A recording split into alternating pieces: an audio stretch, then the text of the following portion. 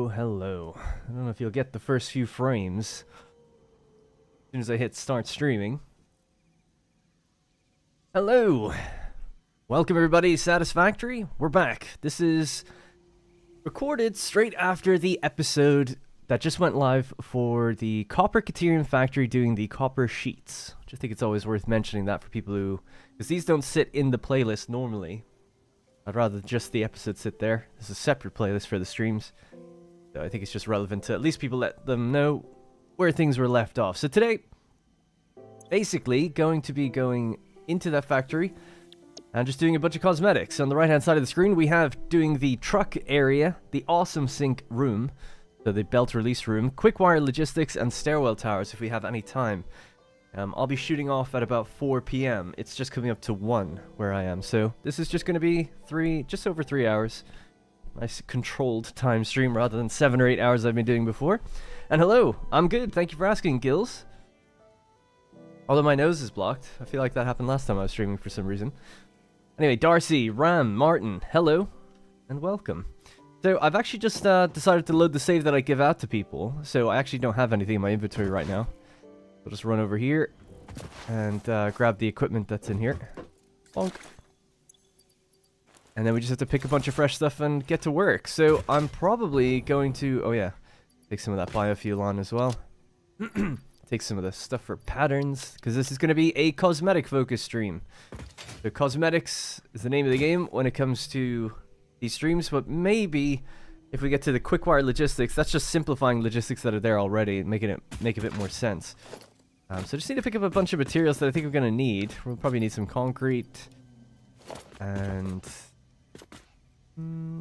there's some of this stuff is up there already. Plastic, yet, for coating the floors, just in case. Don't need that much of it. Silica for windows, of course. Ah, quartz crystal. Actually, there's a ton of quartz crystal up there as well. I think that's pretty much it. Oh yeah, always need a bit of cable for the cable management and wire for putting down new nodes. Although we do make that in the factory itself, so that should be no problem. Stuff for modern railing.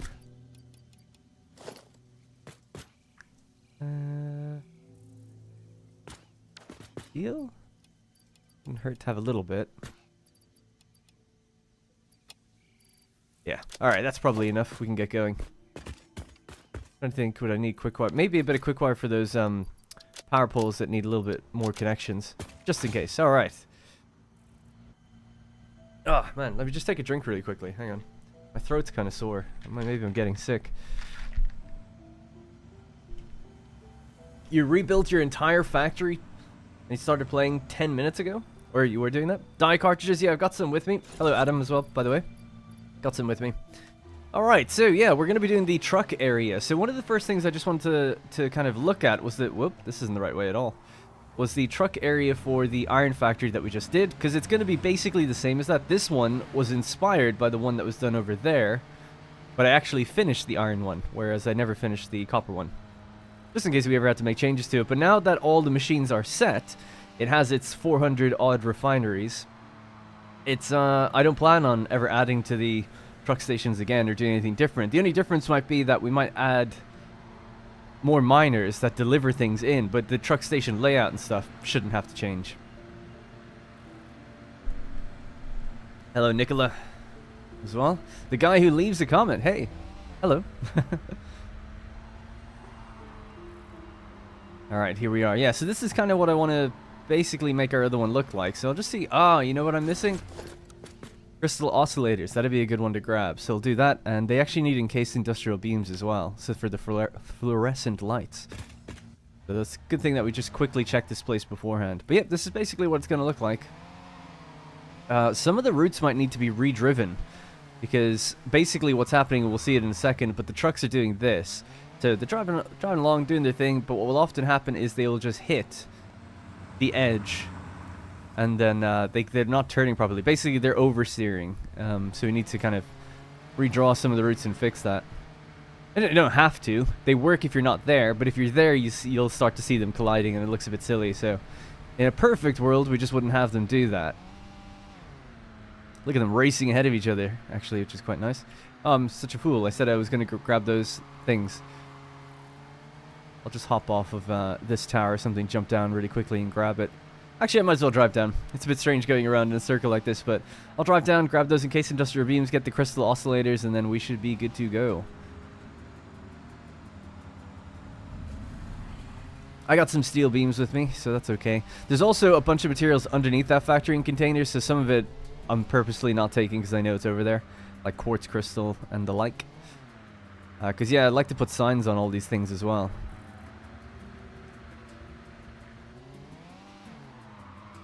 And then I'll just reintroduce the episode in a second, or the stream in just a moment. Everyone's caught up on what's going on. So, in case industrial beams... Ah, they used to be in there, but I guess it's empty. Oh, thinking about it, there's a truckload of them up at the factory. That's okay. And then it was crystal oscillators, which is at the end. Yep, so on the previous stream, we made 300. We'll just take those. AI limiters, do we need those for anything? Switches and signs and stuff? Maybe just a bit. Don't hit my car! Don't hit it! Oh yeah, he's driving left hand. That's good.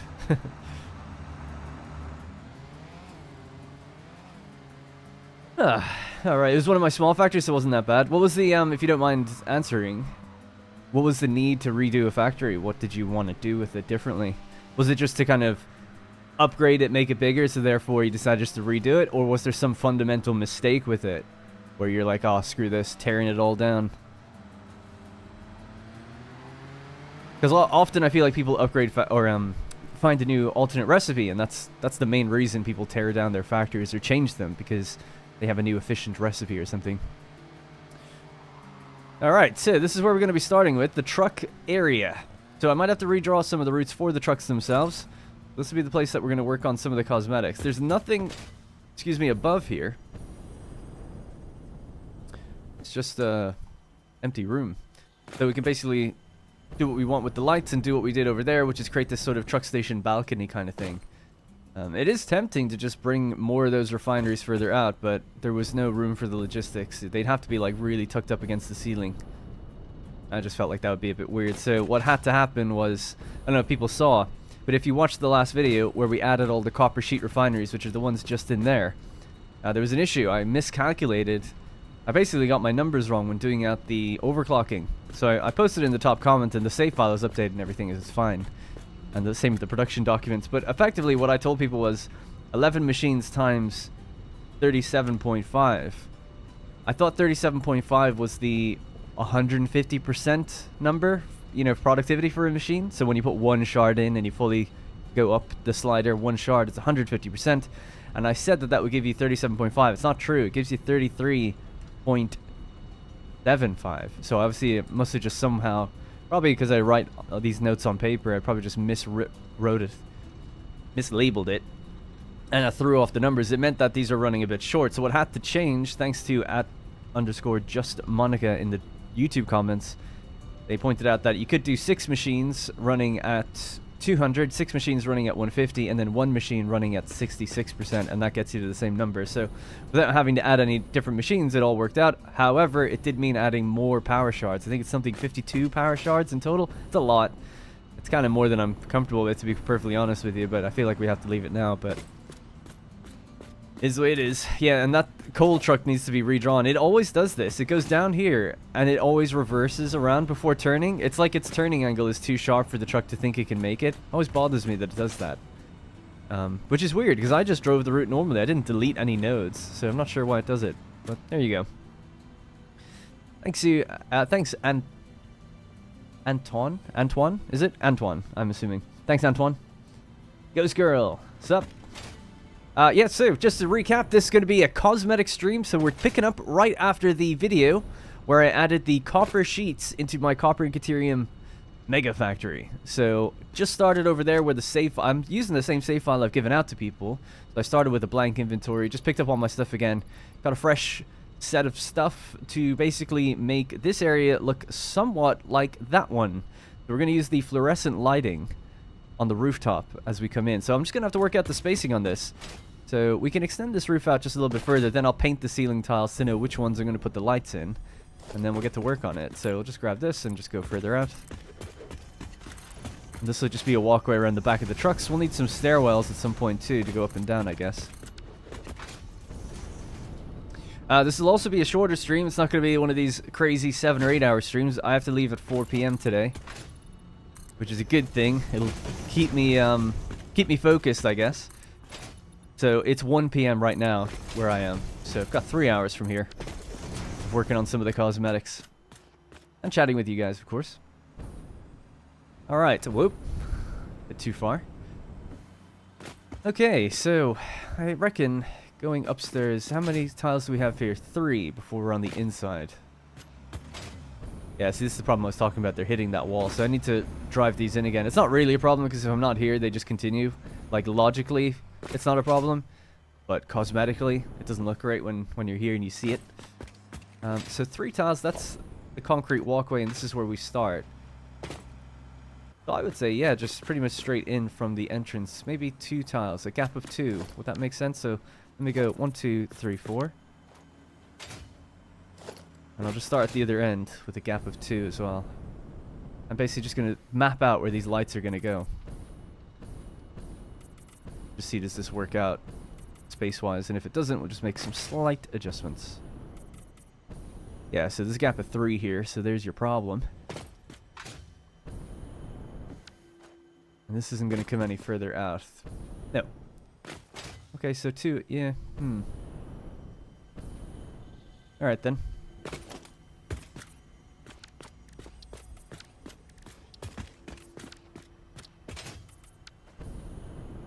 So 3 there, 2 there. Damn. Let me check these lights. See, is there a better way to fit these in? So the fluorescent lighting, there's a 2x1, isn't there? We could actually pop that in. Then the gap would still be even. Or you could do 3 of them. Oh yeah, you could just have a light that's 3, so there would be a 3 there. So then, yeah, so it's 2, 2, 2, 2, and then the center would be a 3. That's alright. That would work. Keep it symmetrical, somewhat. Yeah, you could try that. So, would that work? Yeah, that should work. Okay, cool. Anyway, so yeah, just needed copper sheets and encased industrial beams. But I'll just paint out these areas first. So that's what that's going to be. These are where the lights are going to go. Also wanted to oh, sorry, yeah, you did answer. I messed up all the grids. It was messy. Ah, right. Setup needed some algebra work. It was a bit of a pain. Yeah. I also wanted to upgrade it and make it look nicer with catwalks. I see. Wow, really? So that warranted a teardown? Just of being messy? Fair enough, yeah. So, just trying to work out then. So that was a gap of 3 for the walkways, which is fine. So just lighting up the internal area, I guess. How far across does that go? 11 tiles. So you actually would want to start 1 tile in then.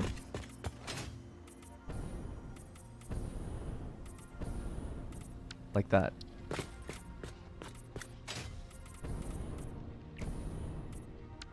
Alright, so that's gonna... I'll just have to double check again downstairs now, but pretty sure this will look decent. That's right above the center line of the road, which means that the other side that I'd want to use is probably going to be 1 tile in there. So it'll be above here. I'd probably want it there, to be honest. Might look a bit better. So a gap of 2, and then you'd have another one there. 1, 2, 3, 4. Yeah, so I'll make a gap of 4. And that could go right there. I think it'll be fine. Okay, let's try that.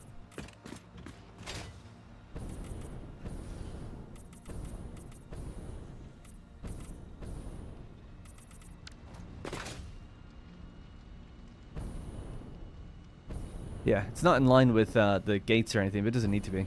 I think that's okay. And then the other thing would be that it comes over the edge at the end. Well, it doesn't have to. I could always extend that out.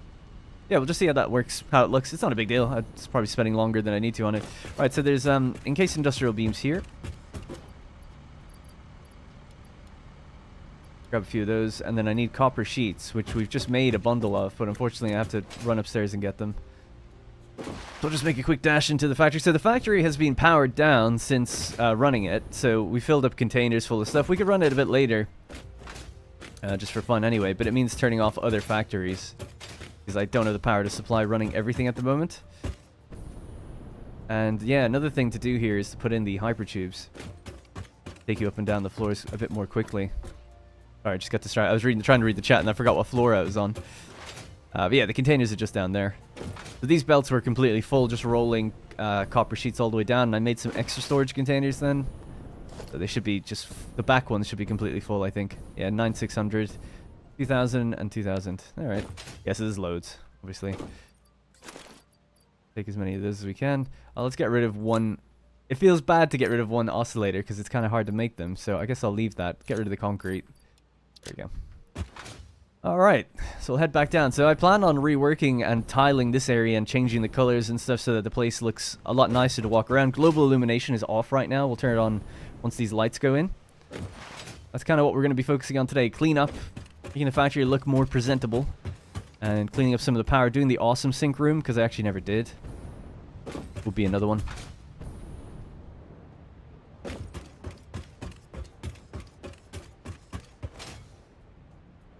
And sorry, Antoine. Thanks for... Oh, yeah, no, I read that already. You just said, hi, men. Thanks for your Let's Play. Your content's insane. Thank you. Alright, let's chop through the bits that I just made here. I'm just going to put down a temporary storage for me. Personal box.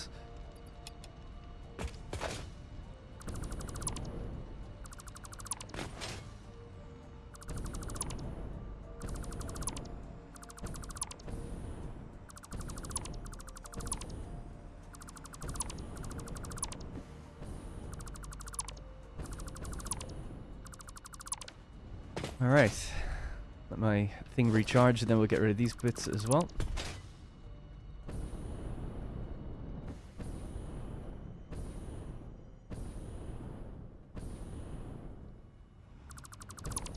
Alrighty, there we go. Let's get started. So we want the... I might actually see if we could just pop this onto a thing here. Is this it? Nope. Onto the hotbar, I mean. So... fluorescent lighting, so we'll do number 5. Oops. Oh yeah, it's so annoying when you type in here, even if you click off of it, I don't think you can assign this to your hotbar. Yeah, so I guess I'll just have to search. I think it's in the cosmetic section. It's because I've changed it, modified it a few times, and then it gets booted out of where I've added it, but there it is. Alright. Oh yeah, I'll need to do the old wall trick, huh?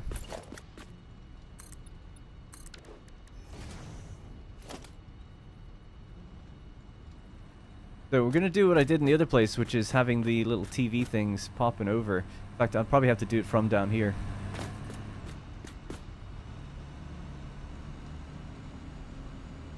Alright, so there we go. Yeah, so I'll just add in those little wall brackets and then we can do it all the way down. Hopefully a bit quicker. I just woke up and finished the last video, then saw you were live. Good morning. Hello, GeoFry. Hope you're doing well. Thanks for stopping by.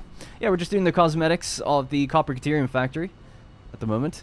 I think, is that the way I want them to be orientated? I'm going to be a little annoying here, and I'm going to say no. I want them to be facing out that way. Excuse me. Alright, so, try to be quicker. Let's get the wall. The wall's going like so.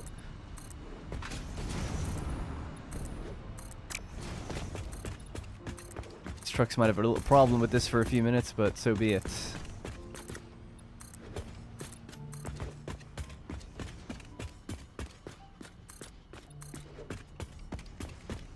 If only I could vertically nudge. Only there was a mod that existed that could let me do it. Yeah, that's better. Okay, cool. So we just aim at that corner point there, right? Are we coming down too far then? Yeah, a little bit. So just to get used to it, it's there. It's just under the line. Okay, I think I've got it. We'll have to add in the extra one for the one in the middle. That's totally fine.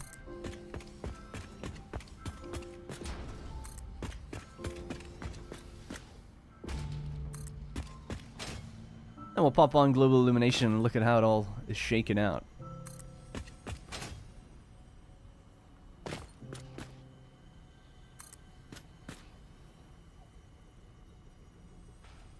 getting a green line for both, so I wonder did one of them mess up. No, I don't think so. I am, thanks. That's good to hear. Yeah, I'm feeling pretty good. Although I don't know, I might feel weirdly I might be sick. I think I said that last time. My throat's been kind of hurting for a little while now, but I feel fine generally otherwise, like energy-wise. I'm slightly short on concrete. There's some down here, so I'll just grab some real quick. Where all my other storage containers are. Got like 50,000 concrete or something down here.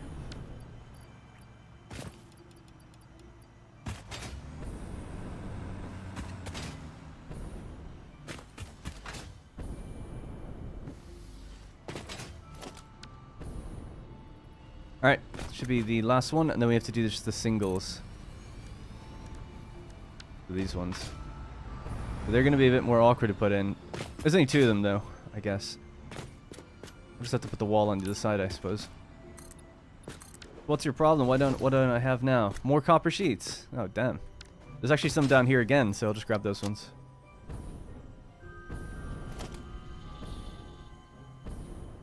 I think. Thought there was.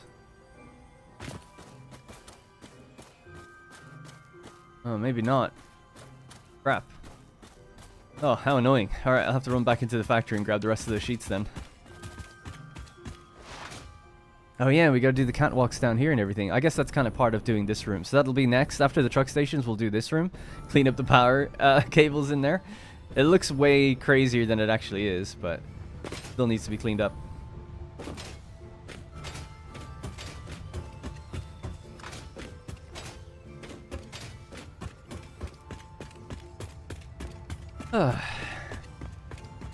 Been getting over COVID. Oh no. Yeah, I hope you're alright. I had COVID twice. First time was awful, and then I got it 6 weeks later. It was crazy. But that wasn't too bad. It's just kind of like a cold at that point. That was a long time ago. That was 2022, I guess.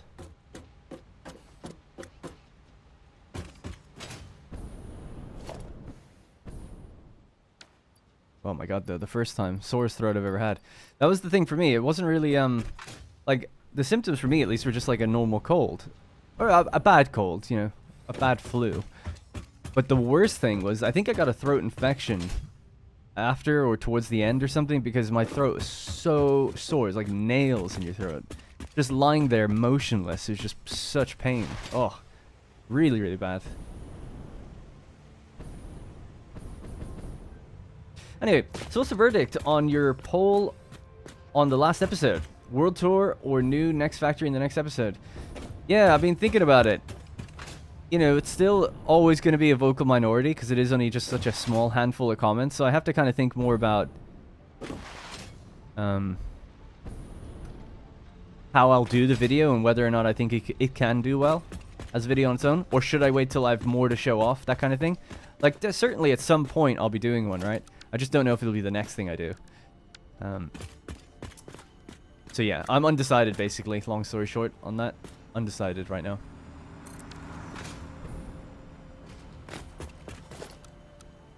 We can just put these in again, facing the right way, and that's not a problem. Alright, let's do that again. Yeah, so the idea was that it'd be more of a cinematic episode. I'd be running around a little bit when I'm in the factory, but there'd be a lot of cinematic shots of the factories themselves. Maybe it's just the way I'm thinking of doing it doesn't need to be done. I also thought, and someone suggested, like, you could just do shorts, like a few YouTube shorts showing off like a factory in 60 seconds, like showing each one.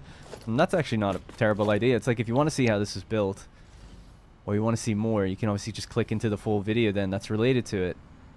But that might be a good middle ground. Alright. Because a lot of the comments are like, yeah, I'd rather just see you do full factories, or just like a little bit of cinematics on a piece of feedback I got was from a few people, and I've had that before, which is, oh, at the end of episodes, I'd just like to see more cinematics. The problem is I don't finish the cosmetics when I'm done an episode. It would take another, like, a huge amount of time. You've seen, like, these streams can go on 7-8 hours. That one over there was like 2 streams of just doing cosmetics, and it still wasn't done. Now, streams, I'm obviously a little bit slower because I'm chatting with people and everything, but there's just no way that I can just, like, get them ready and done for the actual video, the cosmetics that is. So I can't just like insert it at the end. But the idea that people were like, hey, I'd like to just see like a minute or two of cinematics at the end. It's like, well, maybe YouTube Shorts would be a good way to cater to that. I don't know. Anyway, hang on just one sec. Let's see if we switch now to global illumination on. I need to redo some of the truck routes. As you can see, they get stuck on those gates. In fact, just for now, I'll probably just get rid of the gates. Not that it actually really affects anything, but I just want to see how they move in and out and how smooth or not smooth it is as they go in and out of this place. They all have the same timer set at each truck station. So that's pretty good lighting. It's pretty even lighting the whole way around. So that's nice. I was worried there'd be a bit of a big gap in the center, but it's a no-go driving area anyway, so it's not too bad. Right, so I'll have to grab the this thing and just bring this around. Or maybe change it in the blueprint designer myself. We can wrap some walls around here. I kind of want it to be hex windows as we go around. So yeah, maybe we'll open up the blueprint designer for that.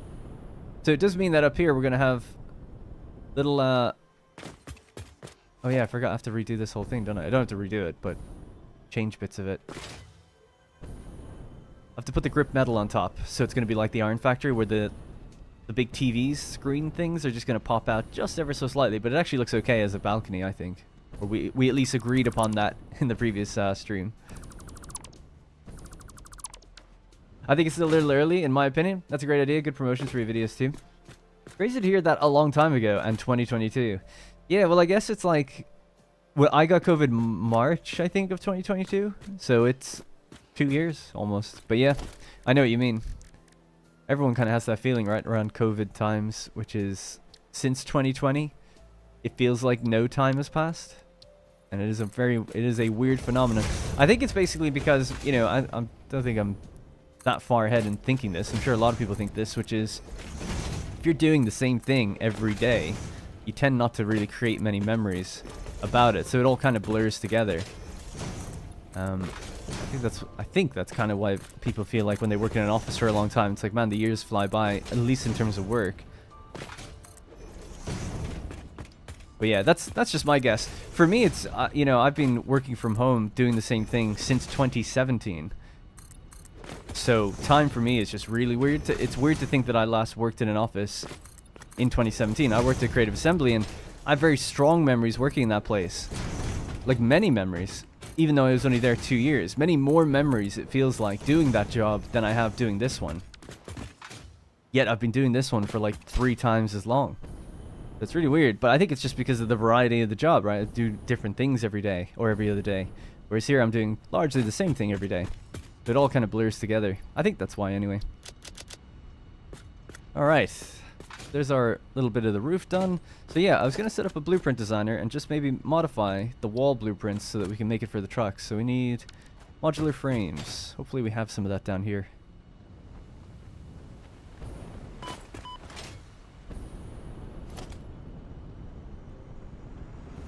Might not have some, actually. It'd be kind of annoying to have to run and get it. Oh no, yeah we do.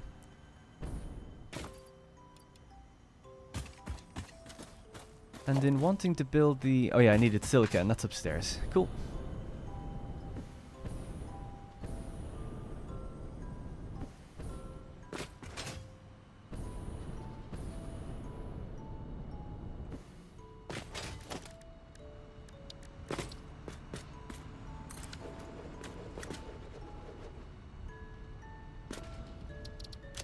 Alright, so cosmetics, no, it's factory specific designs. The CCF window segment, wall segment. I need silica.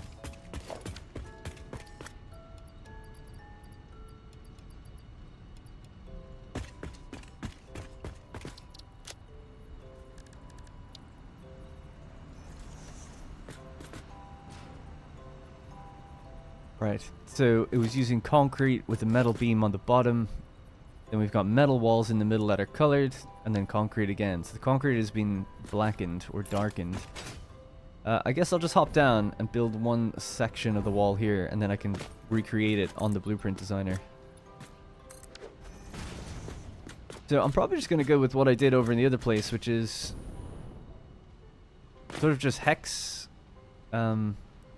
Yeah, actually, we can do big fat segments, thinking about it. Hex windows. With arches going, or with metal going through it. Just trying to think if that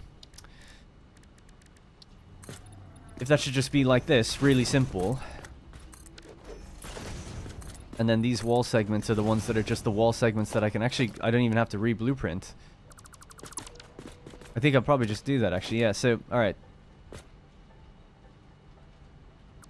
Trying to put it a bit more elegantly and a bit more simply, that just means if we go to the blueprint designer factory specific designs, we just get the wall segments for copper caterium machine floors or for the logistics floors. What's the difference?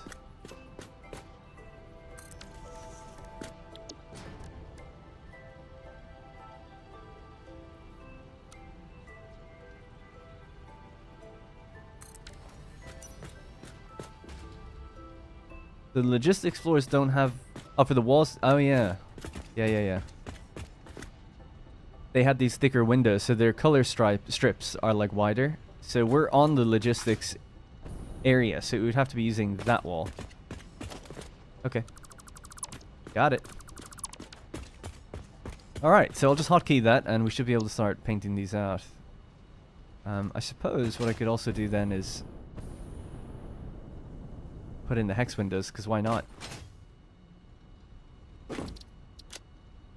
The loading factory specific design, the wall segment for logistics, then on the sides of this, I can put on the windows, or just even on one side. Now I'm after... Oh, there we go. I was pressing Q to open my window, or my windows, open up the menu, or whatever, and it just wasn't popping up. Sometimes there is interesting, strange, random ways to soft lock the game. We'll do like that. And its menus. Man, God, I can't talk today. Can't talk and play these games at the same time. Streaming's so difficult. It seems so easy just to play a game, but it's like playing a game while on the phone and being able to keep your concentration the entire time too. Anyways, right, so happy enough with that. We're just going to keep that wall bracket thing in the center, and this keeping this segment means that there'll be two windows next to each other every time there's a gap of a wall. So... Hook wall. I can change the description later. Alright, let's use that. Oh, sorry, I missed some chat there. Sorry, we didn't have chat for a while, so I got trained to look away from it for a second, but let me have a read. Thank you for your videos. Keep me entertained while traveling Asia. I hope 1.0 is live when I'm back home in the EU. Cheers from Hanoi. Oh, wow. And cheers. That's awesome. Yeah, I've never been to Asia anywhere. I'd love to go sometime, just anywhere. China, Japan, Vietnam. I hear nothing but good things. If oil is a big factory that you might do in a cinematic... Oh, if oil is a big factory, you might do cinematic video after that. Yeah, so I'm kind of torn about how to do oil. Bear with me 1 second while I talk this through. I'll be quick enough. I feel like for oil and for trains, it's almost like a mini reset for... Not reset for the series overall, but a mini reset in the fact that you'll get a lot of people who come in for the first time who maybe are looking those things up. So in some ways, those episodes should be probably a bit more beginner friendly than where we're currently at now. Someone in my Discord, Geary, said like, wow, this series is supposed to be beginner friendly, and now you're building like mega factories. And I'm like, well, yes, the first episodes were beginner friendly, but you're not going to be a beginner forever, right? The idea is that I'm going to bring you up to the level of intermediate and then to the advanced by the time you hit the end of the game. You cannot do oil as a beginner. There's just no such thing. By the time you get to oil, you should be intermediate at the game, really. But at a certain point, you know, I think a lot of people are going to be looking up how to do trains and how to do oil efficiently and do it well and understand fluid dynamics, so there'll be a bit of a reset on it. Anyway, the reason I bring this up is, you say if it's going to be a big factory, I think it'll actually be a kind of a smaller factory. What I'm thinking of doing is using a general purpose oil factory, so a starter oil factory, if you will,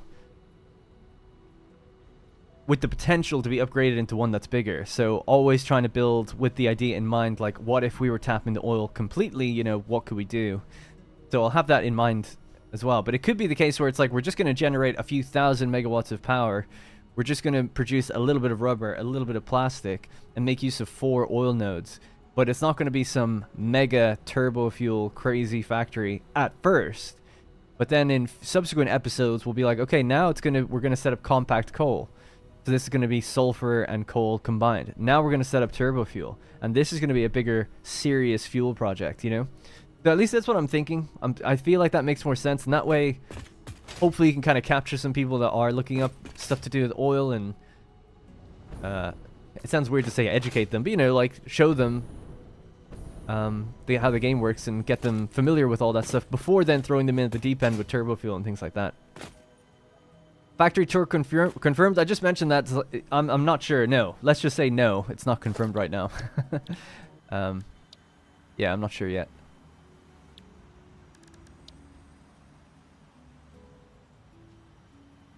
This is it, right? Yeah, sorry. All right, so just lock that in as number 7. Yeah, it's an interesting... I think it is a bug in the game. You'll see every time I deploy this, if I build this, it'll recreate it in the designer, I think. Oh, maybe not. Maybe I'll eat my words. What about this one?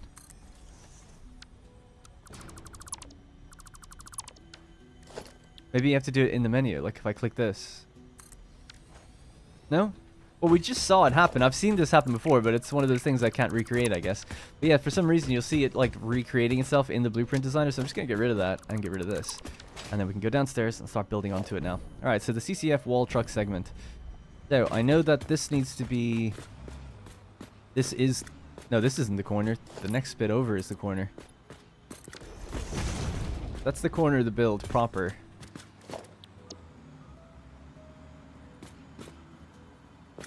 That'll be a wall, and then a window, and then a window. That means that we're starting here. I want to line that first one up correctly, and then we can just lay them all out. So that should be fine. Wondering if the top bit should be different. Or should it just be windows the whole way up? I think windows the whole way up looks kind of nice, actually. Okay, let's go with that then. So now we just... blueprint our way down the whole line, can't we?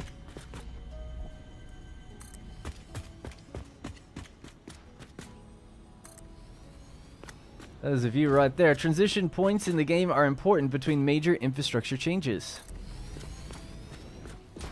This just happened, I saw it too. Yeah. It does happen. I've seen it before. I thought I could recreate it. I've done it before where you just keep clicking blueprints and you'll see all your inventory just graphically. I don't think it's logically happening under the hood, but you'll see it all going into the thing, into the designer. All right, so we got some uneven spacing here. I never like to have windows on the corner. It doesn't really make sense in buildings to have windows on the corners of things. So what that means is we'll have to start from both ends. So if that's a wall, that's a window, and that's a wall.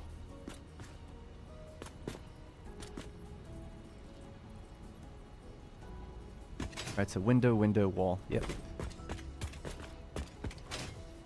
It just means that the center piece will have to have 3 windows rather than 2. And that's okay. I just need to find out where that center is. So just count it all the way down and choose the middle point. Gotta wait for that autosave. Always happened when the BP designer was empty, yeah. Yeah, oh right, maybe that's the case. I cleared it and then it got refilled. That could be why. Makes sense with holidays when you're abroad and experiencing new things, weekends to feel a lot longer than you're doing your regular day-to-day. No, indeed, yeah. Yeah, that's an interesting phenomenon as well, where if you've got nothing to do, time just grinds to a halt. So how much is that? That's 23. Alright, well let's just add this one on.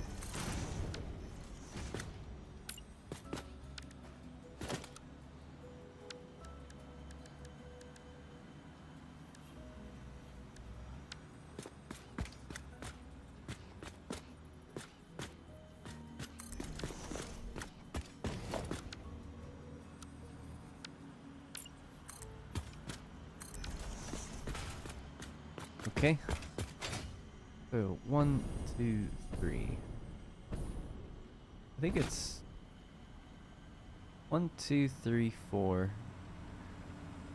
Hang on, I can't count it properly until I fill this in properly.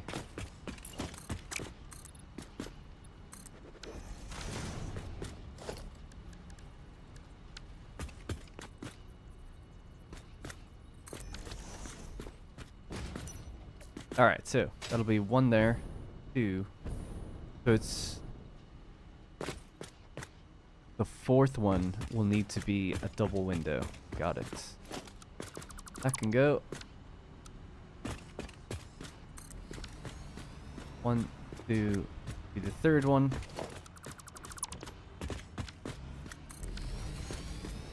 And this is the 4th one, yeah.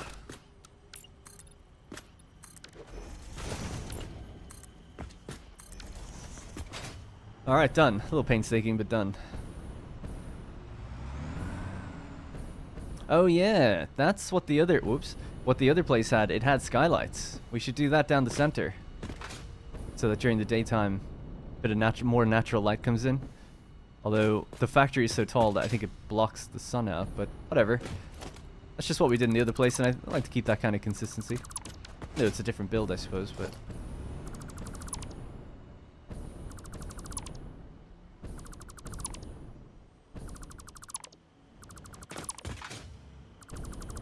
And then maybe I'll just redraw 1 or 2 of the more problematic routes that the trucks are struggling with.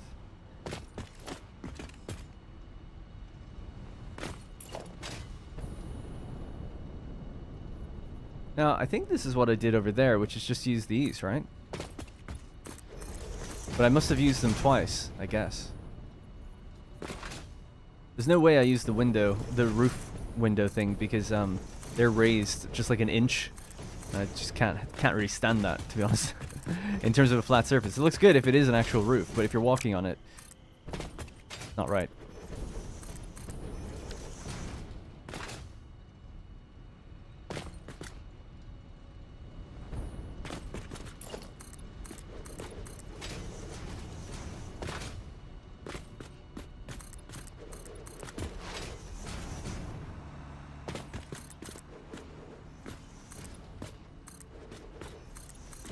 I'd have a different rendering thread or something, yeah. Hey, Jamie.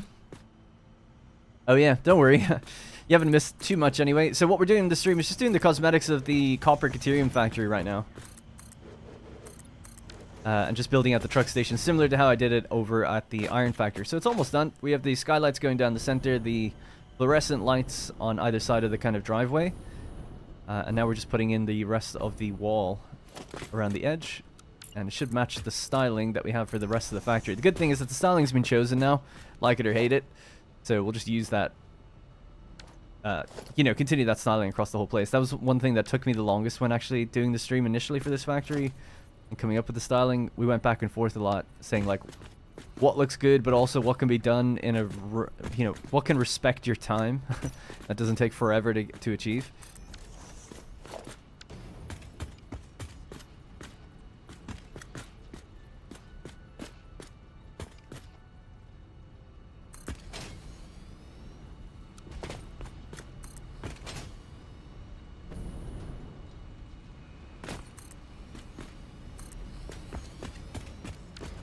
Sweet. Alright, this worked out quite well. Bring that to there. And then we'll just get the regular wall segment as the final bit between these two. Guess that wasn't a blueprint. Not snapping to it anyway.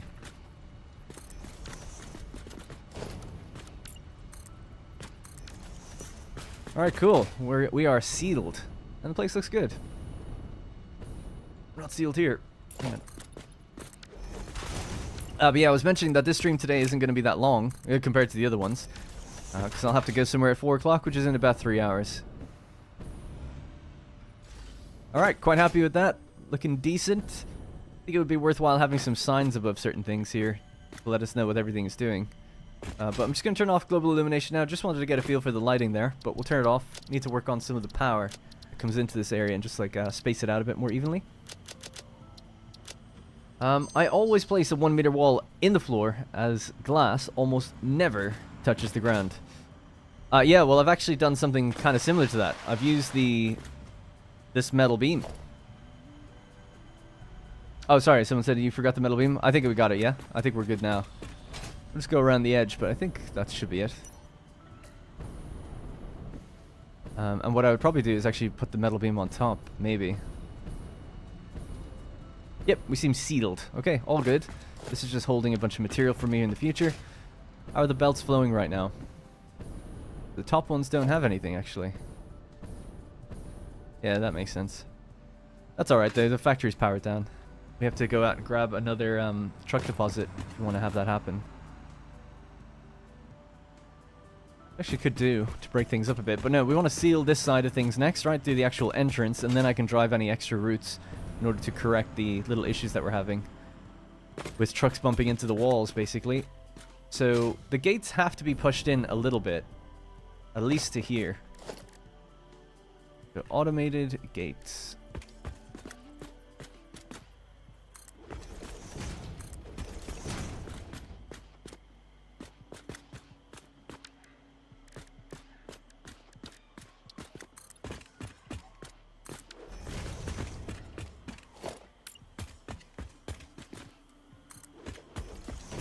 Like something about this isn't quite right, but we'll see. Yeah, so this is what was happening before. I guess we could push. Oh yeah, what am I doing? We need to push this in even further. I was just looking at the patterns.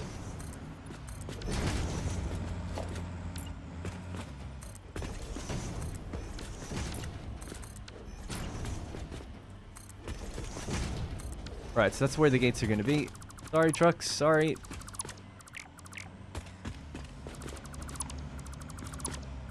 It's just like ramming the wall over and over. It's like, force it.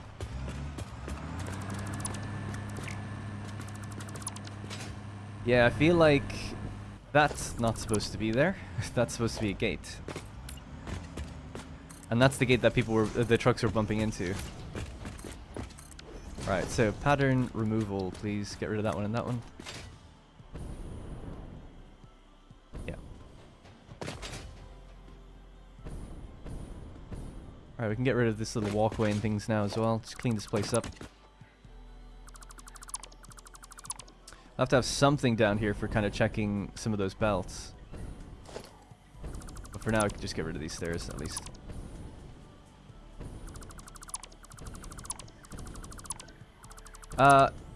Did I miss anything else? Kind of like it open like that? Yeah, so I was thinking about that too. You could just make a big open frame entrance with pillars or something on the sides of the walls. That could also work. It would make life a lot easier without having to redo any of these routes, that's for sure. So, we should try that? Let's try it.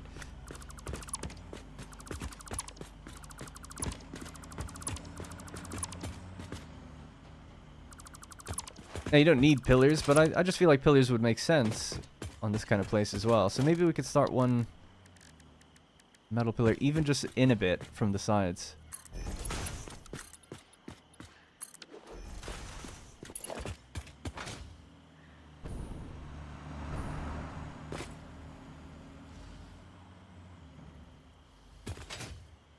This would have to be here, right?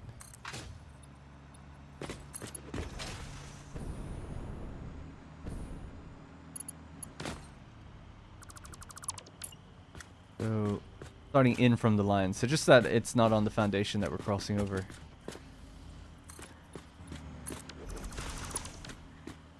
And, you know, this could even come across then as like as a big entrance. You could have signs on that or something, you know? That could just be like the way in. Let's just see what that would look like if we were to continue this wall segment.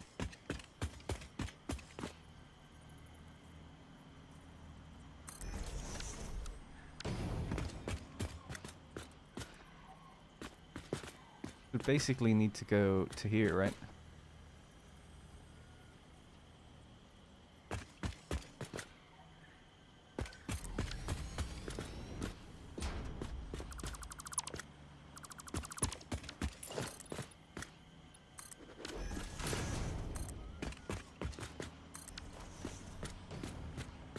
Now, there might be a door or something over there in the future, but yeah.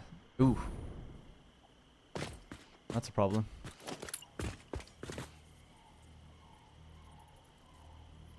That really just one gap. It has to be on the center. Okay, fair enough. Can't have that clipping going on. I just worried about doing that on that side because I feel like trucks are going to bump into it, but maybe not. Have another one going across there.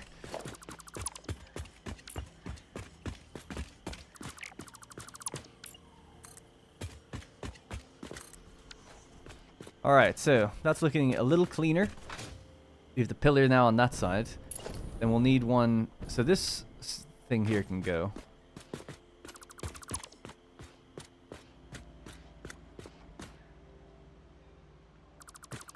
And this is what I was saying, like, this would have to come out. And I just worry that trucks are going to hit it, but hopefully not. For such a large factory, you could standardize using open pillar entrances, while smaller ones have gates. Yeah, true. Yep. Can that be nudged up? No. Does it just have to go across there? I feel like there's a way to get it to go across at the top, but probably like super finicky. What about, does it just sit on itself?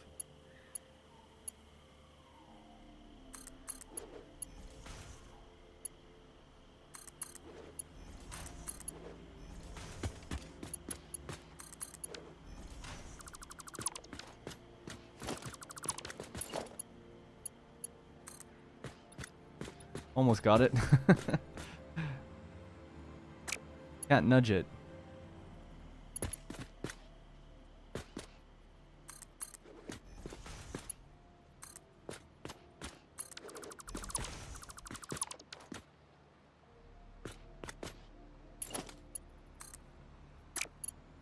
It kind of works, but I don't... Basically, what I'm trying to do, obviously, I feel like it's obvious anyway, is have this pillar just start on the top of that one. Like there, but just up a bit. Just closing that gap. Is there a nice and easy way to do that? Or do I have to do some weird shenanigans?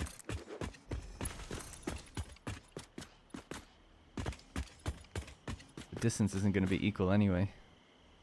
So someone's going to have to clip through someone. You have to like meet in the middle on another pillar maybe.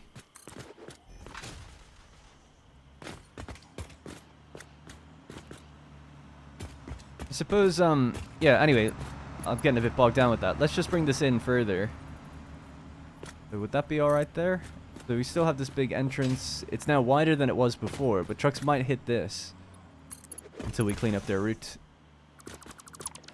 Well, basically what I'm wondering is, should we have these bigger entrances like this, or should it just be one big entrance, you know? So do we have like a lane of 3 or something going in? Another lane of 2 there, another one here, or is it just one shared massive open area? I think probably the one shared open area is probably the way to go.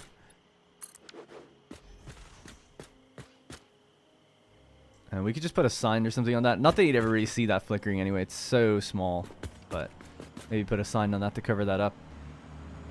Paint the beam to start and then the other. Let's see. We'd have to start... Okay, hang on. Let me jump up to it. So I want this to be the center, yeah?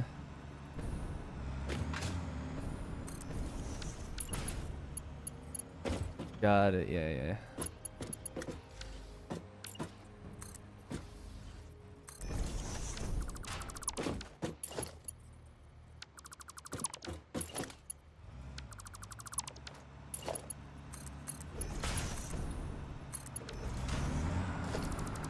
Thank you.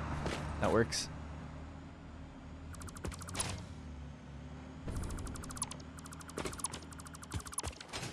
Right.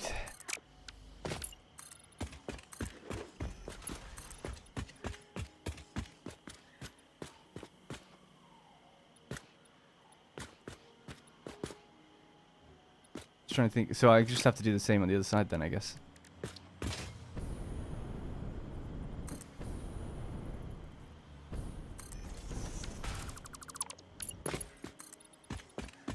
And you can just meet in the middle somewhere, that's fine.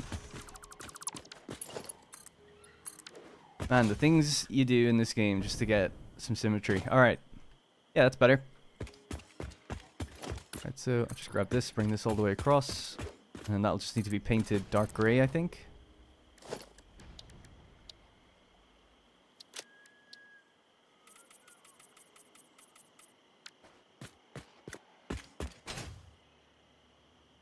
Now this is like another room in there, so we just need this wall.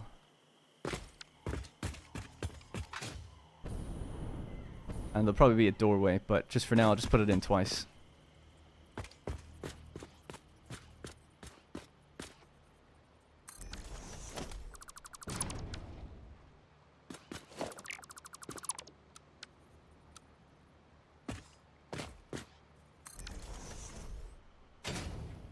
Alright.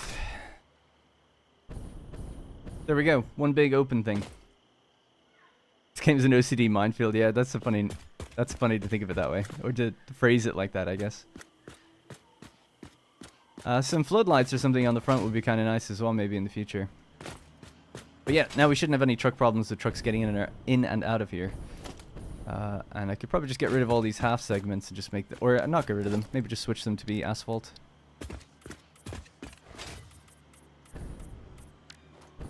Something like that.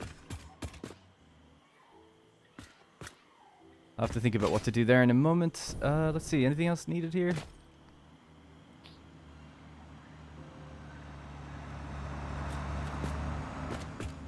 Wondering, do we want to bring that beam all the way out? Just for a bit of trim on the top? And then maybe some signs and stuff that tell you which entrance is for what? I was saying to do that anyway, around the whole edge of the I was thinking of blueprinting it.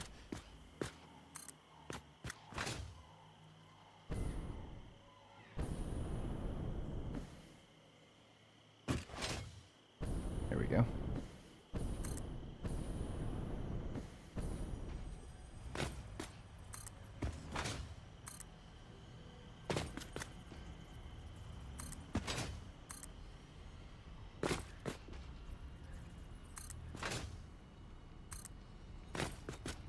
Hello, Noob Master.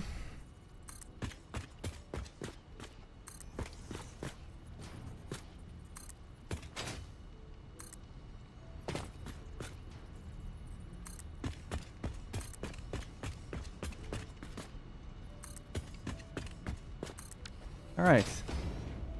That just keeps that consistent beam going across the entire build.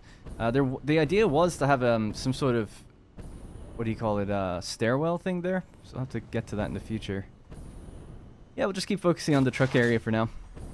Almost done, actually. So we've put all the walls on, the windows on, the lights are in. We now have a big open entrance. What else? Pattern-wise, yeah, I think then just big signs, right, will probably be the thing that you'd have. These would be the ones, and that could, like, say which entrance is for what truck and stuff coming in. We go with even... No, they're too big. The small billboard maybe just there. I'm not sure what it's going to say, so kind of winging it. But yeah, let's just put one there.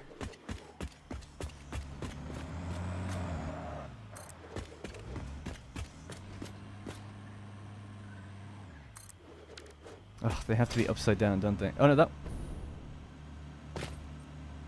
Okay.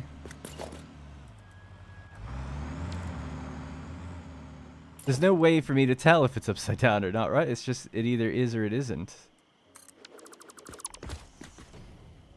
Because I... Oh my god.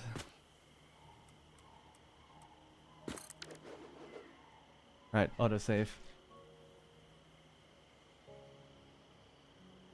Make it say subscribe. That's okay, you don't have to subscribe.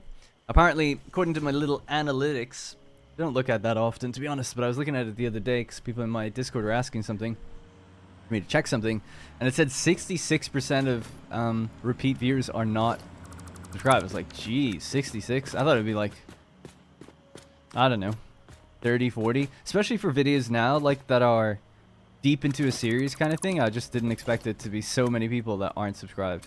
But it just shows you, like, all the subscribers basically don't watch anyway, so it really doesn't matter. That's why I don't care if people subscribe or not. Just want people to come back. And it seems like most people don't use subscriptions to come back. They just kind of get fed videos or are recommended them or whatever.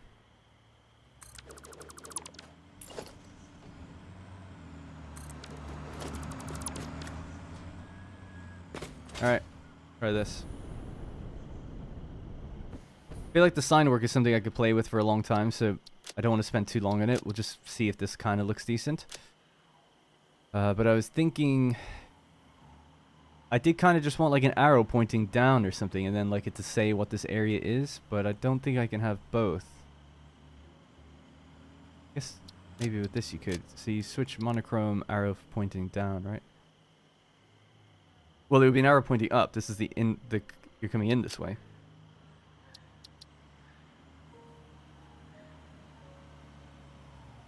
See, I haven't thought it through, so I don't know what these are going to say, because everyone drives in this way, so it would just say everything, and then this is just more like exits. It's almost like that should just say like no entry or something, right? And on the patterns on the ground it'd be something like that, like no entry. So I don't know how you'd even do that, like an arrow with an X on it or something. No, I'm not sure. I'm not sure. With the limited amount of things we have here. No turning left, like you're not going in there, I guess. Something like that.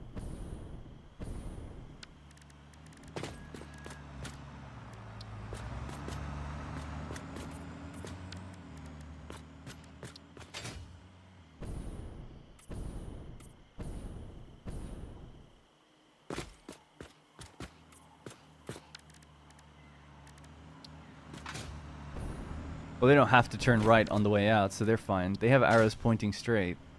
Maybe just one there and there.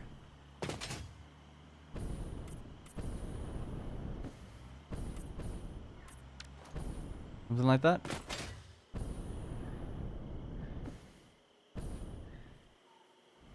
Now, this is a half foundation, so I can't put anything on that. Unless I move it just slightly, so just bear with me one sec. We move the half foundation, half 2 meter foundation.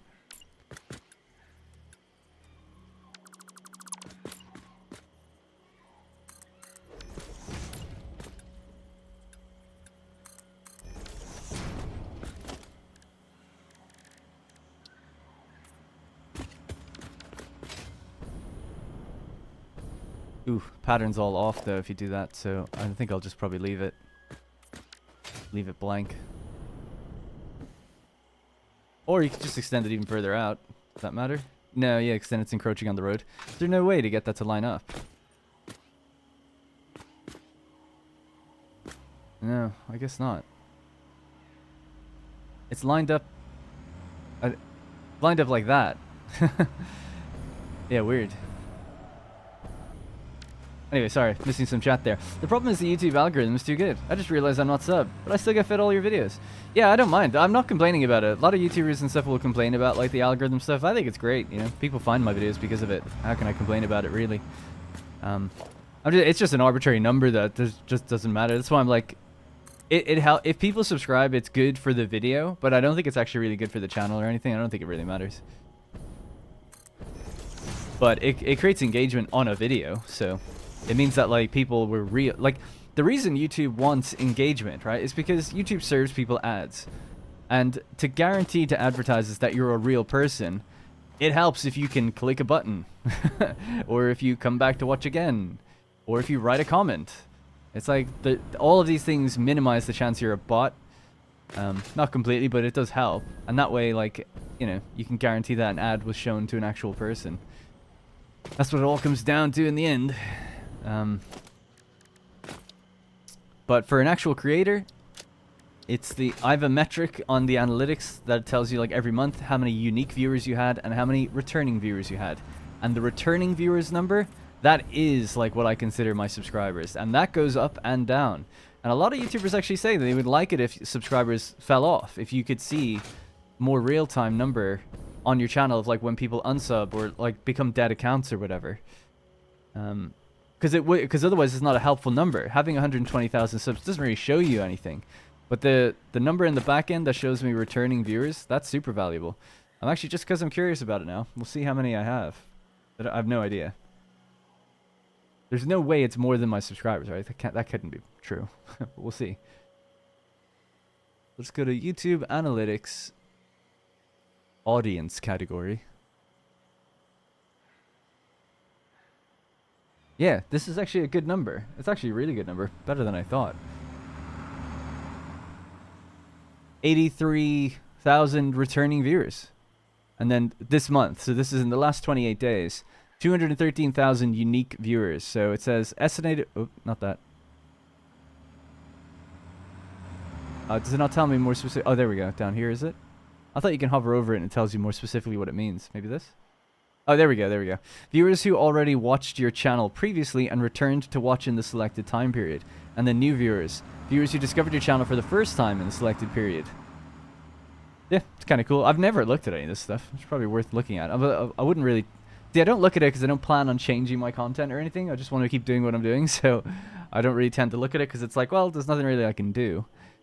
But it's kind of interesting actually thinking about it because it even says like, oh, videos that are growing your audience. Best time to release videos. Other channels your audience watches.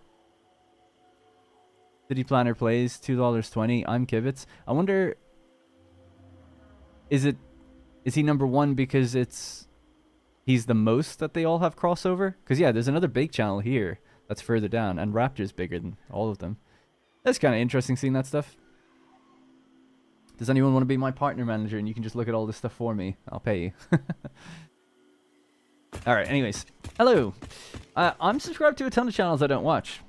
Yeah, I mean, you're the problem. Well, you're kind of the problem. Not really. I don't really blame you or anything. But I think that's what happened. Tons of people subscribed to tons of channels. Then as the algorithm got better, people started relying more on the recommended feed than the subscription feed. And then it became the priority. But yeah, I mean, that's how I engage with YouTube. It's mostly recommended. I only subscribe to about 20 channels. I try to be really good with what I choose to watch. And for the most part, I watch them when they upload things. Let's just have another read of chat just really quickly before we continue. I don't know if anyone said anything about these signs or what they could say. I'm happy about the patterns, actually. I think they're cool. But now we've cleared space so trucks can just roll in without bumping into little gates and things. So things flow a bit better that way. I still need to do the cold route again, though, so I might just drive that in a second. Anyway, for YouTube algorithm, the way to go is not to send notifications when the new episode comes out. People ignore notifications anyway, and YouTube will think that people are not interested. I don't know. Well, look, I'll defer to them because they're the ones with the data on that. I think you'll find that it's not even if they click the notification or not. It's more that you're just letting them know you have a video, and people will subconsciously or not know, like, oh, Darren uploaded today, and maybe they'll catch it later, rather than specifically clicking it to watch it right then and there. Having a notification on just means that you can kind of more guarantee that someone knows that you uploaded, rather than making them watch it straight away. Anyways, yeah. Can you use power switches to see power consumption on a part of a factory? It's difficult to track where in the world you have inefficiencies, and I wanted to know if that's possible. Yeah, totally. So, let me answer that question in a bit more detail, just real quick here. Or I'll actually show you a good example. I need to turn this factory on, so I only make enough power in the world to run a part of the factory at a time because it's so big. We'll obviously increase power production in a couple of episodes and be good. But I'm going to turn off the power that I'm making over at the... Or sorry, I'm going to turn off the iron factory. And you'll see that, like, we can see exactly how much we save. And therefore, we can see how much that factory consumes, right? If we're cutting off power to that factory and we save 1,000 megawatts on the power line, well, then we know that the factory costs 1,000 to run. Now, you can just boil that down to individual parts of the factory. So it depends how you do your power management. If you connected all of the power nodes to all of the other power nodes, then it's going to be quite impossible to figure that out. But if you connected just rooms, like, so one connection point goes into a room, then all the machines in there are connected. Then all you have to do is disconnect the room, and you can say, like, okay, that room costs me 20 megawatts of power, or whatever. The other thing you could do is quite obviously just go into a little calculator in-game and add up all the machines you have. So let's say I know I have 100 constructors. A constructor takes 4. Let's say I have 150 of them. Well, it's like, okay, I have 150 constructors. That's 600 megawatts of power that I'm using. Now, if you've got one or two or a few that are overclocked, you could just go into it, select the machine. It tells you how much it consumes, and then just like maybe add that. So it's a little involved. So I have one cable that goes into this factory to power the whole factory, right? So my power line right now is a stable 6,000 megawatts of power. The max consumption line is the line that matters here. Forget the other one right now. So at the moment, we consume 5168.9, right? So I'm just going to write that down, 5168.9. Now I'm going to sever that cable. That factory is now offline. So the drop down goes to 3355.3. So we can very obviously quite easily now work out 5168.9 minus 3355.3. So that factory consumes 1813.6 megawatts. Because I looked at the max consumption line, not the active consumption. Because, you know, maybe one or two truck stations might not be online at a given time. You know, I like to think I've designed it so that all the machines are running efficiently. But you never know. You know, a couple of machines might be not great, or they sputter on and off, whatever. Especially if you're just playing normally. But the max consumption line tells you if all these machines fired all at the same time, that's how much it cost. It was 1813 megawatts of power. So my iron factory is now offline. I'm going to do the same for my quartz factory. And we're going to build a little extra copper. I need actually stuff for a truck station.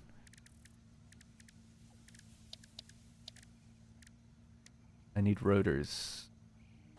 Okay. Just drive down and get some rotors really quickly, and then we can continue. Will you make truck stations to export AI limiters and quickwire to the next parts factory? Yeah, that's what I'm thinking about. I don't know. Because I need copper sheets. So I think I'll probably build temporary... So the parts factory will be the next video. And what that basically means is all the factories I currently have to be connected to a road. And then I'll build a parts factory, which is... The whole thing is basically temporary. But it's a way to guarantee automating some materials that we're going to use to build the next few factories. So it's... You kind of need to do it. Otherwise, you'd be doing a lot of manual crafting and stuff. So it's just going to be a factory attached to a road, maybe even just right here. I don't know. Just needs room for like 10 manufacturers. Not that much. Something like that. And then, yeah, I'm going to be... So my steel factory is there. We're going to hook up a truck station to that. And that's going to bring... It's going to be almost like the central storage I talked about for this area specifically, the transport hub. Because it's going to be everything that we need to make a computer, for instance, right? So computers is something I want to make here. We'll need circuit boards, plastic, screws, and cable. So I make screws over there. I make cable up there. I make plastic down at the power facility. So we just need to set up like a lot of truck routes that basically will all drive into this one place and make very low volume amounts of stuff.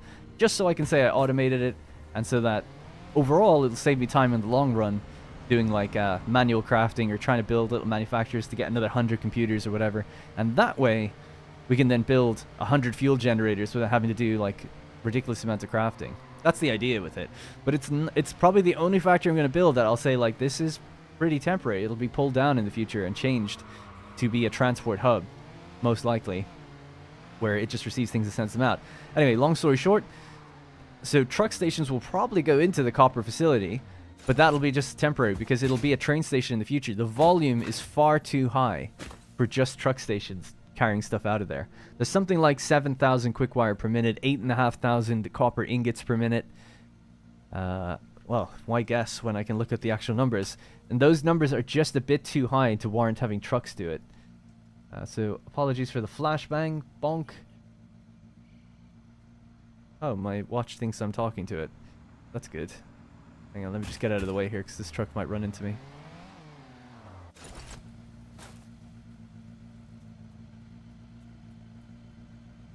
This is it here. So 7,020 quickwire, 1,400 copper sheets, 1,400 cable. Quite interesting. I didn't realize that they're both actually making almost the same amount. 5,800 wire. 120 AI limiters is actually quite small, but then we are also left over with 8,400 copper ingots. Oh, sorry, I'm looking at it wrong. Yeah, so 8,400 copper ingots, 4,600 fused quickwire, so just quickwire, 120 AI limiters, 800 copper sheets, nearly 3,000 wire, and 1,440 cable. Right, so yeah, so that's what that place makes when it's up and fully running. But in order to make it fully running, we need to feed it at 5,460 copper ore per minute.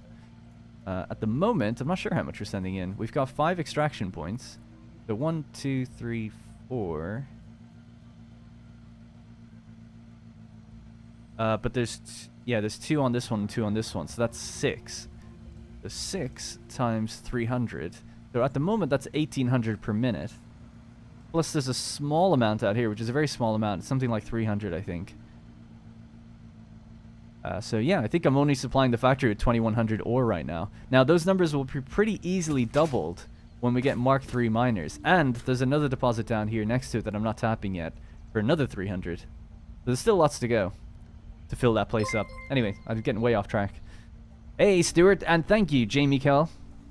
Jamie Kell Burns, dropping the fat 50 for a super chat. Thank you very much, by the way. And he says, keep up the great work. This channel has kept me going the past few months. Don't yell at me. I run an embroidery business part-time, so I dedicate one of my sales for this every week. I can pay for crappy cable. I can pay for great content. Hey, appreciate that a lot. Interesting, an embroidery business. One of my sales. $50 for one sale. That's good. That's good margins. Well, I have no idea about the embroidery business, actually, so who am I to say? I have no idea the machinery or if it's all handmade or how you're doing it, but yeah. Anyways, thank you, by the way. Appreciate it. And by the way, this is something I don't really mention very often, but because it's not something I'm trying to encourage people to do or anything. But if you go to whatdarrenplays.com, there's an area called supporters. And this is just something I did back in 2017 when I set up my channel. Anyone that's ever donated 100 in one go, or over the course of even just one stream, has their name put onto this. So I believe you're there. I had forgotten to update it for a little while. But yeah, there's a bunch of people that have done that over the years. I don't recommend anyone does it. It's just a little credits / recognition, and you're given a unique role on their Discord if you join it, just called an esteemed senator. So just shout out to people that go above and beyond, basically. Also trying to finally catch you on the stream. Hello, Herlanga. Sorry if I've said that name wrong, Herlanga. Post pics in the Discord? Yeah, please do. Maybe interested in seeing it. If you have a source factory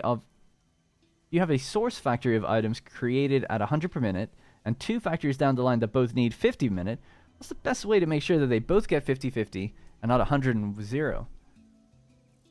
Well, there's so many different answers to that, but let's say, so you just said you have items being created at 100 per minute. If you wanted to divide it up to 50 and 50, I mean, the obvious solution in my mind is just to send them in, like, you merge them all into one line and send it into a splitter. And then you get 50 out and 50 out. So then what you could do is, well, the options are almost limitless. The 50 out could go into a train, and that train could take it to that factory. So the front carriage could be for factory A, and the second carriage could be for factory B. So 50 and 50 could go into each carriage. That way the carriages are separate, and you're only unloading what you need in that particular factory that needs it, right? The 50 and 50. That's a way of doing it. Another way would be you could do it with trucks, right? I do everything with trucks at the moment. So you have two separate truck stations. 50 and 50 goes into each one. Same thing as the trains, basically. So an individual truck is doing each one. And that way you're just loading each truck at 50 per minute. The other way is you can stretch a belt across the map if you wanted to do that. Some people don't like using transit at all. Or if you wanted to do it the lazy way, you could pile it all onto 100 per minute onto one truck, deliver it into one factory, and then have it delivered to the next one. Eventually, it'll take a while, because trucks' inventories are quite large. Eventually, what will happen is, if the factory is only consuming 50, but it's receiving 100, you're effectively doing manifold, but per factory. So it means 50 will be going into a factory. Oh, sorry, 100 is going into a factory that's consuming 50. And eventually, over time, that storage container, the truck storage container, will fill up. And when the truck can't make its delivery, it'll roll on to the next one and deliver the remainder in there. And then you're getting 50 and 50. So that's the other way of doing it. Also, when using a truck line. Yeah, so for me, and thank you, Mike, by the way. Appreciate you becoming a senator. Thank you very much for becoming a channel member. Yeah, so long story short, if you have to do trucks, I would probably do the lazy thing, which is what I'm doing with... Yeah, I'd probably do the lazy thing and just... So, take the example right now, right? I'm making 120 AI limiters in that factory. And let's say 60 needs to go to one factory and 60 needs to go to another. I'll have a truck pick up the 120 per minute, right? So it just has one truck stop receiving 120. And that truck is going to drive to factory A and drop off everything it can, and then go to factory B and drop off everything it can. Eventually, because of A's consumption rate, eventually it'll fill up. And when it fills, the truck will not be able to deposit everything, and by the time it gets to B, it'll drop what it needs in there. So that could take an hour Probably. If you're making 100 per minute and the storage is something like 4,000, you know, you do the math on how many minutes that is. It's going to take like an hour or something. But then it will start delivering to the other one. That's the lazy way of doing it. That's the manifold way. The more complicated way will be to separate your two truck stations. So you've got truck station A and B. 60 goes in there, 60 goes in there, and then truck A delivers to factory A, and truck B delivers to factory B. That would cost you... No, it could probably cost you the same in coal or whatever your fuel source is. So that's, yeah, those are the two different ways of doing it. You either manifold it, or you divide up your trucks. Alright, so we were doing the truck area, we've done all of that. Oh yeah, I was going to go down and add another station, actually, speaking of trucks, and we have a truck available for me, so I just need everything I need for that. So rotors is what I came here for. And I'll also need stuff to make a miner Mark II. Alright, I think I have what I need for a portable miner. We have... Yeah. Okay, cool. Let's go do that.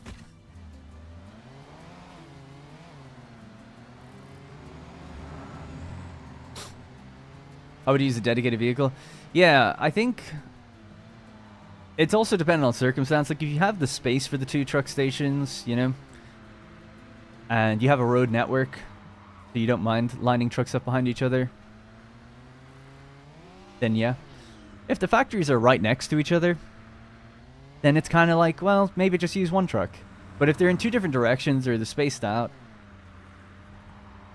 certainly having the two separate trucks gives you more flexibility in the long run, in case one factory ends up needing more in the future. You can then just divide up your belts how you want, and you can guarantee that the trucks will do what they need to. So you're probably future-proofing yourself a bit better if you have two separate trucks.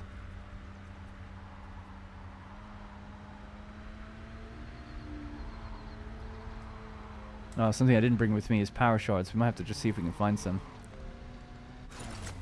I want to check that I upgraded this one. I can't remember if I did. Yeah. Alright, good. So basically we're heading down to where this truck is going, and we're going to add another truck station down here, and then have to redrive that route. So I might actually intercept this truck right now with pure skill seamlessly, and delete this route. So this is going to extraction number 3. So open the record menu, load paths. So this is going out to this one. So this can just be deleted now.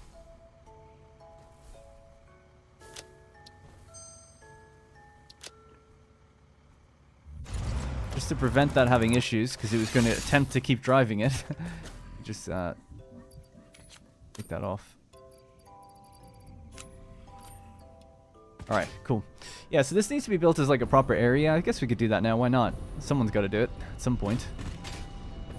Hopefully I have what I need for the enclosure, but let's just put down the equipment workshop.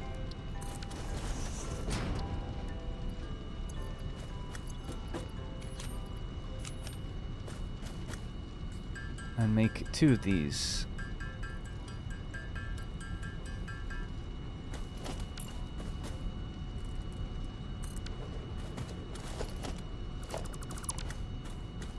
Right, power shards will be needed, so I'll have to find a couple of slugs, unless I have them on me at the moment.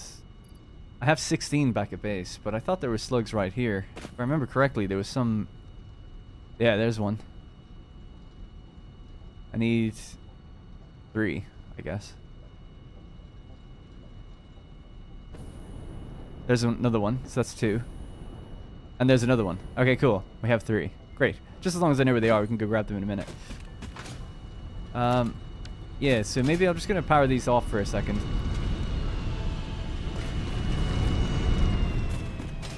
We make an awesome sink. Don't have reinforced iron plates. Damn it. Just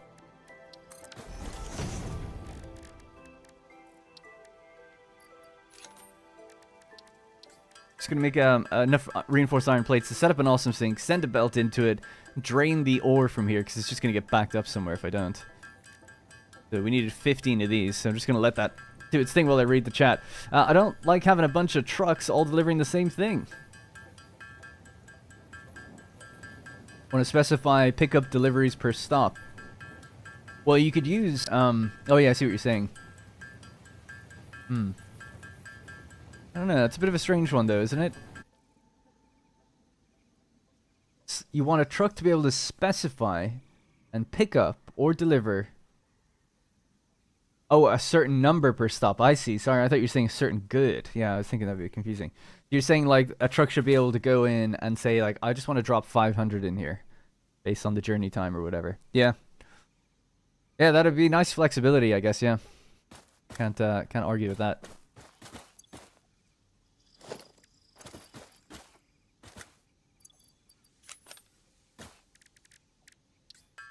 Oh, I made slightly less than I need. Need 15. Alright. Sorry about this. Manually crafting. 200 hours in. I'm a pro at this game. I'm playing Minecraft while watching, and all of a sudden I hear the Minecraft music. I was like, I switched the music in the game off, right? Yeah, I love my Minecraft music in this series. It's the best.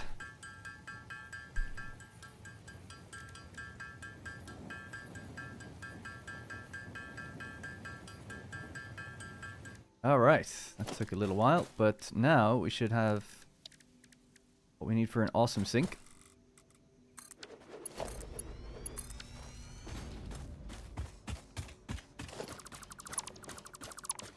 And yeah, I guess we'll just drain this, send the belt out.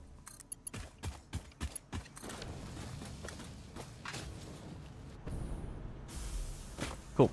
And then we can just move those and create 2 new ones. So I'm going to use the blueprint. Again, I can't remember where this one is saved. It's in architecture. I feel like it should be if it's not. Oil drill enclosure. Actually, yes, it is. Okay, cool. Yeah, it says oil drill enclosure, but it is just a standard enclosure. I guess actually what I need to do is delete these and put down some proper foundations. So we can just wait while that happens in the background. Do this now. Might as well just dump some of the stuff we don't need. Alright.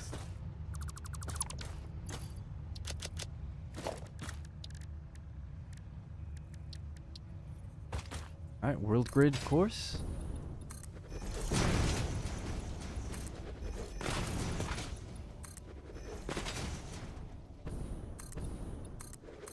So we need 2 different truck stations here because there are 3 outputs in total. So if they all feed into an area like here, that could be a good spot for it, I guess.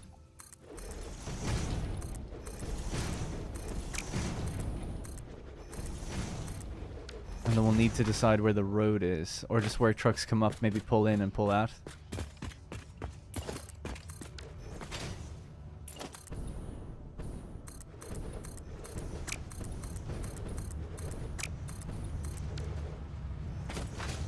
Something like that. You pull in, take a left turn, and you're good. Right, we can clear some of this vegetation. My inventory's still full. Yep, pretty much. 2,000 to go on that. That's actually going to take quite a while to empty, thinking about it. But what else do we need? We could go to the biofuel factory and dump this stuff in there. Are trains coming in the next episode? Nope. Trains won't be for a while. Next episode is a parts factory. After that's oil. Oil will probably have 2 episodes. Trains will probably be after oil, but I don't know when. Don't need trains right now. Like, what would I even do with them? There's absolutely nothing I need that needs to receive a train, you know? Right now. So it's just like, yeah, I like trains as much as the next guy, but nothing needs it yet. So. I don't have any biofuel, and I was still able to get rid of that somehow. Alright, cool. I built here yesterday, created a huge lift straight up to bring the ore to a truck stop that was about 250 meters straight up. Smooth. Nice. Was that connected to a road or something that was up really high? I just have trucks coming down, driving here. I don't need to put a road down if you don't need it in certain places. Let's pop down another one of these. Oh, I don't have the reinforced iron plates. I was going to say you could speed this up twice as much. Well, the miners need to go back down anyway. Just thinking if I want to raise this by 1. Probably, actually. Alright, kind of annoying, but it'll be worth it in the end.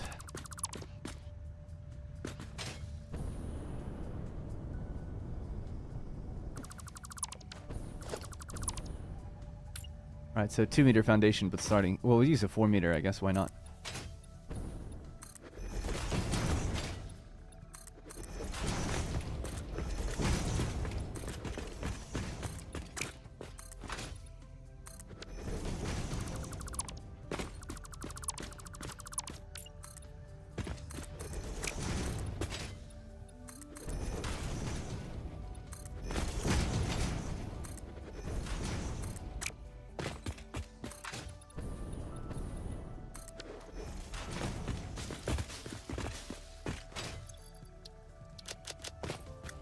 Alright, how much left? 1,700. Alright, well, we can start putting in the miners now again. So, miner mark 2, this one. So, I'm thinking... you could probably go that way. Where's the next one?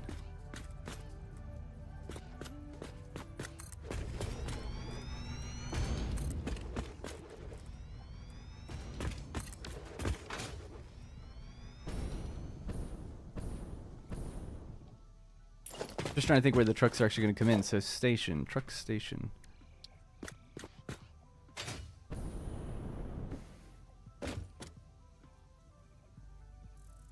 Guess somewhere like there. And there'll just be 2 in a row pretty much. Bit of a gap between them. They'll need a little bit more space for the truck to drive in. We drive in from the left and we circle out that way. Sure, why not?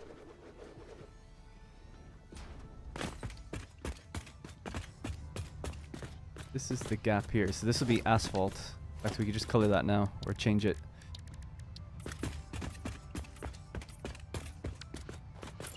I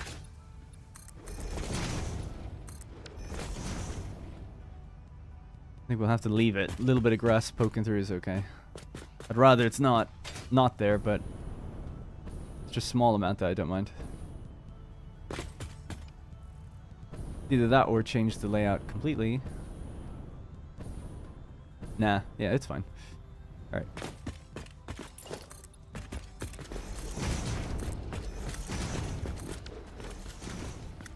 So the next one would just be somewhere like here. A line.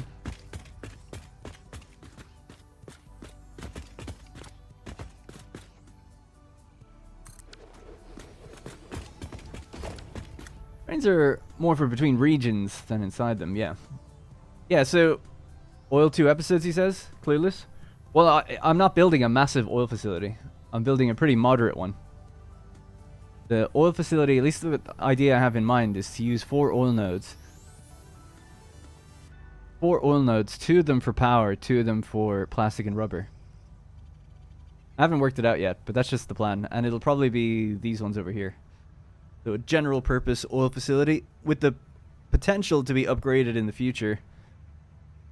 But I'm not going to be tapping it for 600 oil straight away. I don't think so, anyway. Maybe for the power. Yeah. I'll have to think about it. Don't know. I don't really think that far ahead yet. Anyway, do you think they'll align nodes to the world grid? No, I don't think so.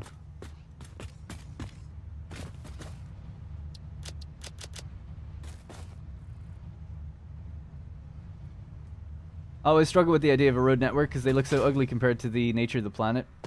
Yeah, I guess so. I feel bad about cutting down the trees and stuff in the game just because I think the game looks worse when the trees are gone. But I like, if you can make roads look good, I think it looks kind of cool. At least the ones I've done up there. Because when they had all the streetlights in them, I was like, oh no, I don't know about this. It's not looking that good. And then when I removed all the streetlights, it's more just like this solid concrete walkway kind of thing. And I was much more into that then. This is almost empty now.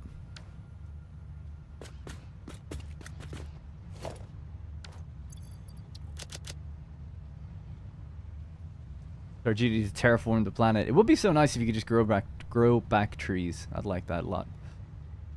A lot of people do want things like solar power, hydroelectric power.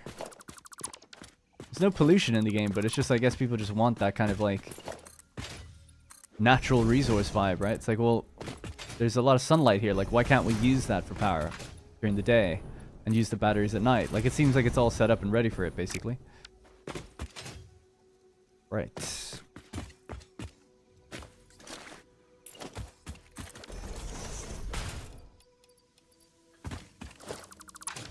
So I'm just thinking, alright, so we drive in here, we turn, stop, get our thing, stop, get our thing, and then we have to drive back out. Let me get a tower here, because I'm not sold on this yet. This layout right now.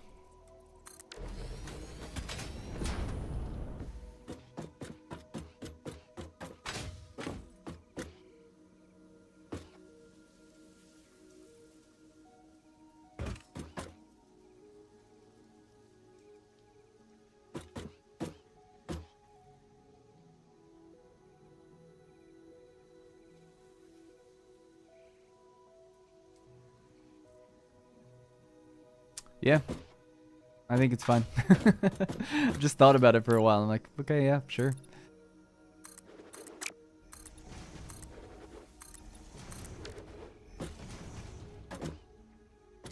Just a bit tricky when turning here. I don't have an obelisk with me now. How much further out can we go? Can't go much further than that. That's the only thing I'm struggling with a bit is... You hit into this one, then you have to turn right. You don't really have any turning space.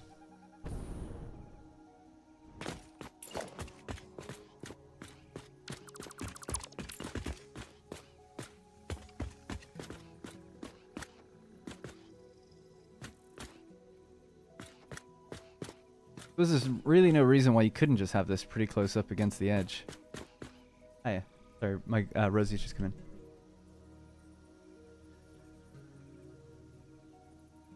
Oh yeah. That's funny.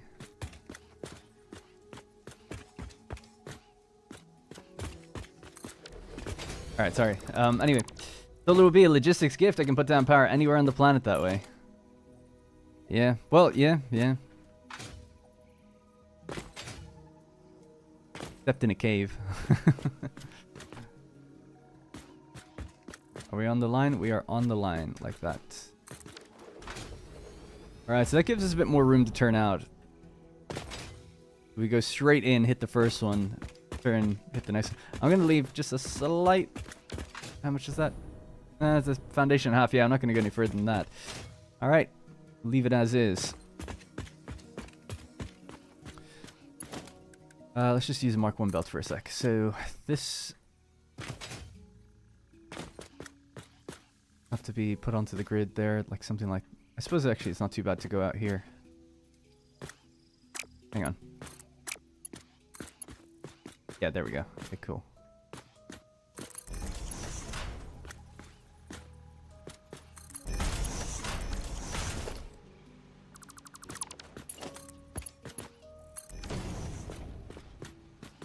That's one in.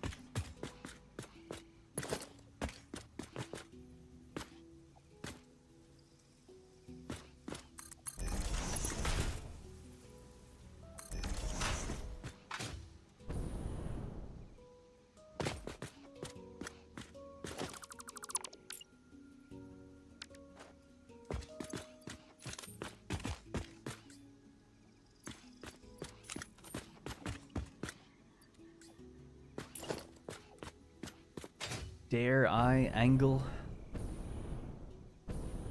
No. I'm gonna aim it out this way. Was it aimed that way before? Or was it aimed this way? I don't know. I'm gonna put it back where it was.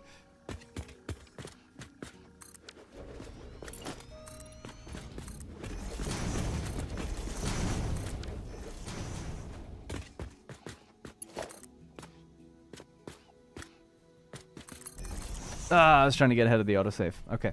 It's also my fault for starting my latest save in the Northern Forest, dealing with all the elevation. Oh, yeah, that's difficult. That's like the hardest place to build, isn't it? Just in terms of geography. Tons of great resources, though.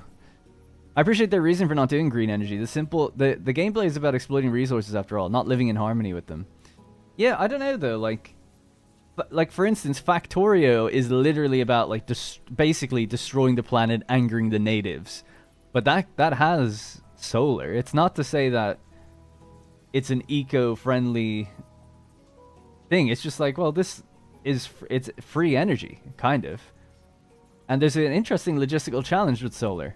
It goes off at night. You have to set up batteries and think, about that kind of thing. Whereas you set up a coal plant, it's just done. That's it. So I don't know. I understand their thematic reasoning. I get it. And I think it makes sense to say, like, okay, you can't plant trees or anything like that. But I do think, like, well, harnessing natural power for hydroelectric or solar, it could be really weak, you know? That's just an incentive to say that, like, obviously nuclear or what other energy sources are going to be vastly more efficient than this, but this is just a nice entry point into energy, maybe. Maybe you can do things in the future. You could even then build it up and have solar collectors, these really big things. I don't know. It just feels like you're locking yourself out of a lot of potential interesting logistical things if you say, like, well, we're not going to do hydropower. So now you don't have to think about, like, where on certain rivers or things like that you could build in bodies of water. Anyway, it doesn't really matter because they're not doing it, but they might do it in the future. I hold out hope that after the launch of the game, anything's on the table, you know, up for debate, I guess. Like doing my thing, I've talked about many times, don't want to bore people. I think they should go underwater. I think that'd be awesome.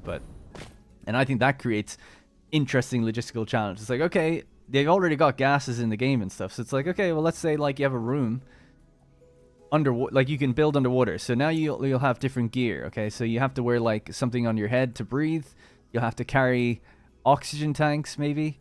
Perhaps you can have a little motor to go underneath the water faster, like on your back. Flippers to get around, swim faster. I think that'd be all very cool. And you could have like a proper underwater biome with coral and different things to mine down there. And then you create out like little rooms. You have to sustain the rooms with oxygen. If you want to be able to go in there and breathe and stuff. I don't know. Maybe it's just a different game at that point, but I think that'd be really cool to build. And the reason I always thought like underwater would be great is because you don't affect anyone's world then. If they ever wanted to do a DLC or an update where they add that stuff, it doesn't change anything for people. It's just another place to go on the same map. And that seems like quite important to their philosophy, really. You don't want to disturb any players like what they've made. Alright, anyway, sorry, I'm taking ages with this. So you come up here, you turn, and we're going out this way. 1, 2, and 3. 3. Right, so this can be chopped away, and this can be chopped away.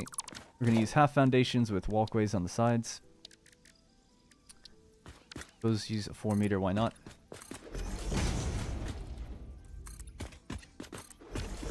Actually, probably just bring that all the way up, thinking about it.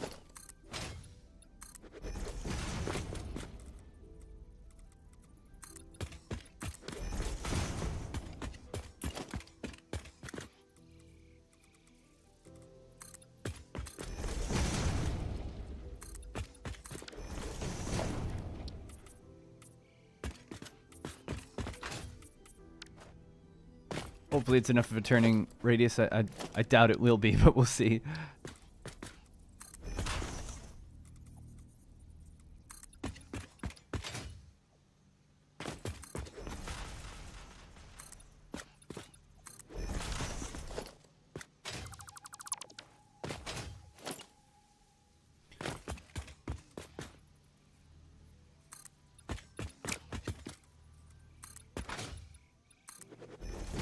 Yeah, I feel like I can actually give it slightly more space on the other side, thinking about it. Because we can probably bring this out another tile, right? And it'd be okay?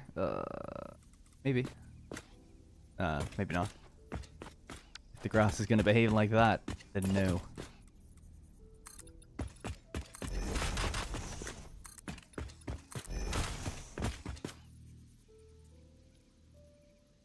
Oh, thinking about it, don't... Let me have a look at my road blueprint. Yeah, the barrier's inside from the walkway, actually, not on the outside. Sorry, it's on the outside, not on the inside. We do this, yes.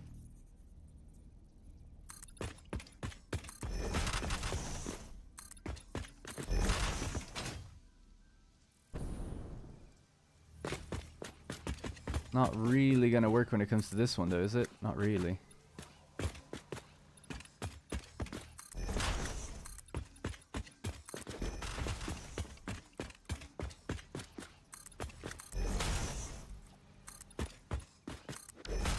Alright, and then I normally have modern railing on the top.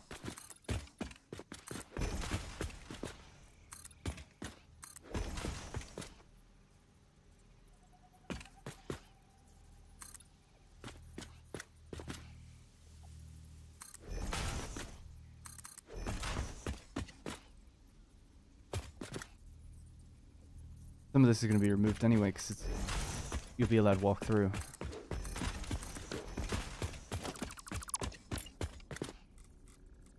Yeah, I guess that would be a part that you're allowed to walk through. Okay, cool. Do that. Bring this all the way down. That overkill having so much empty space? No, not really. It's fine.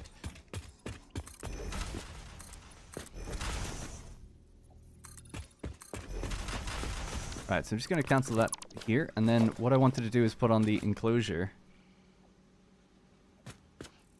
And then maybe modify it depending on what we need. So it's going to be something like that. I'll just have to go further back for each one. And some of the walls will be broken up so that it connects to the other ones. Yeah. Anyway, sorry. I think they said it's hard to balance. Yeah, maybe.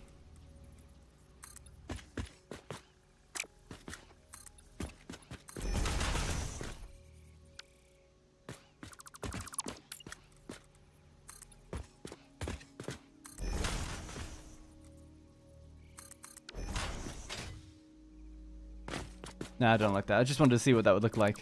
It's a shame that this is just kind of creeping over, but I guess it's not that bad. Anyways, yeah, so I'm just going to have to go... Do I have what I need? I'm lacking some material. Where did I put that? Did I put the road over the... Oh, there it is. Aha, there is some. Alright, so let's try again. So, oil drill enclosure. Not an oil drill, but it's good enough. We one there as well.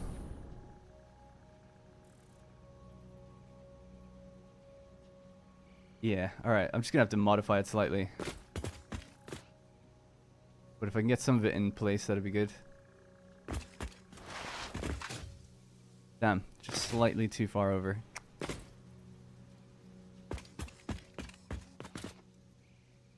Right, okay, good.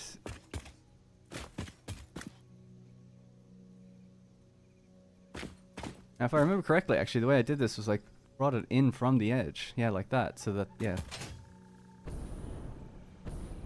Cool.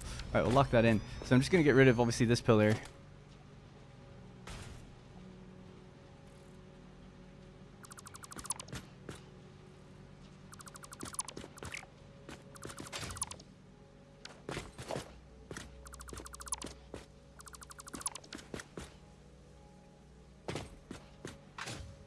Okay. And... guess maybe even this one, because I'm going to just build this again but further out, and that'll be the extension of the wall.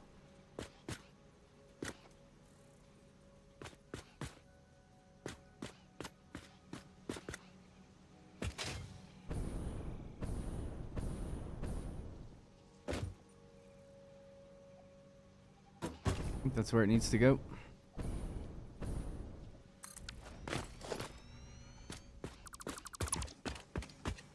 Right.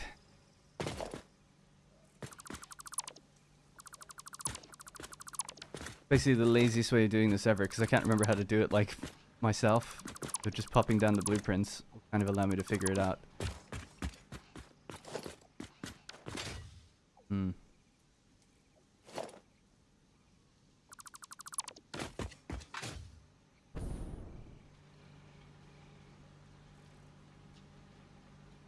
Yeah, okay, that's not going to work. But I'll just take this one and then just extend it out. Probably make more sense. I deleted my first save file because I was ashamed of the mess I made. Ashamed of it. That's funny.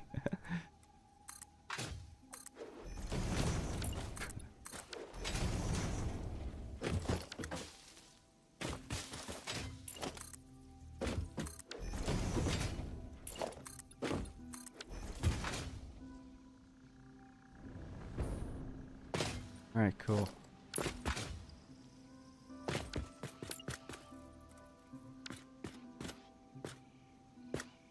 That pillar could stay there, that's fine, but we need a wall and another one here, so... Wait, this is done, I guess is... Just trying to remember how it's done, you know, I'm looking at this blueprint thinking, like, how did I make this? And how can I just extend it over this awkward shape that we have now?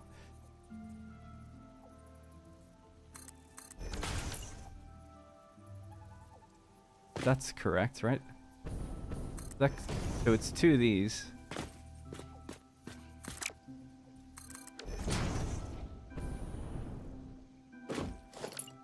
There'd have to be another pillar here. A bit confused about how the spacing has been done that way. Because I guess it comes in an uneven amount from the... Oh, I think I placed it wrong, did I? Yeah, oh sorry. God damn it, I have to place this one again.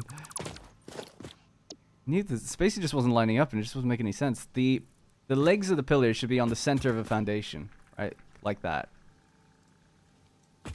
That gives us the spacing we need to allow me to join these onto each other, to have them be more modular. But yeah, I obviously just pushed it far too up one side, so that's my bad. Alright, so that's okay. But yeah, it just means I have to get rid of this bit again.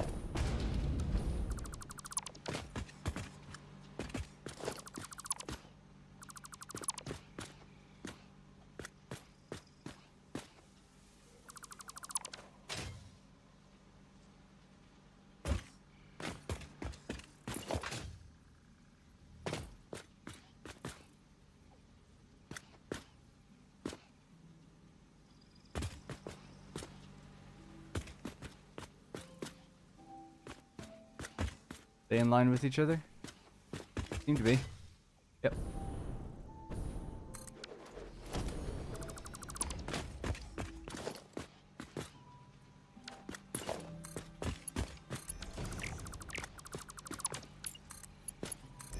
Oh my god, alright. So, now we've got this in place. That's a little bit better. So, this can now be extended out the back, between these two pillars. So starting there. Yes, see, that fits much better. Alright, cool. And then that just goes on top. That goes on top.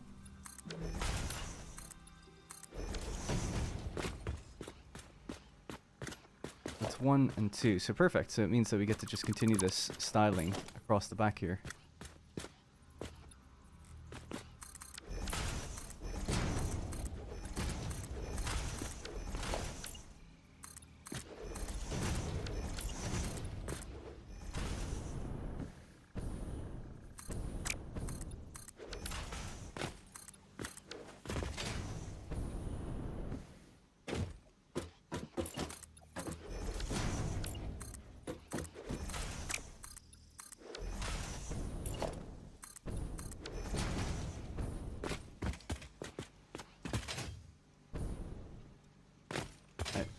This will just need to come out, so in order for me to find... So, what is that? That's just what I left there from before. Okay. Go on.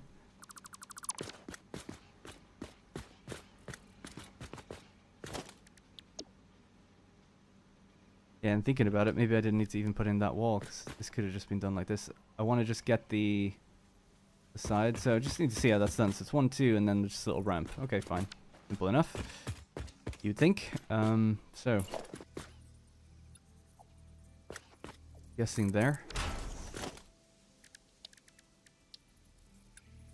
1, 2, and assuming this one. Then we need our pillar.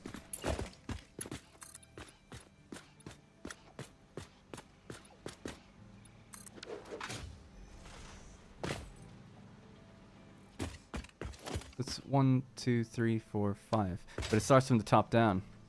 Not from here.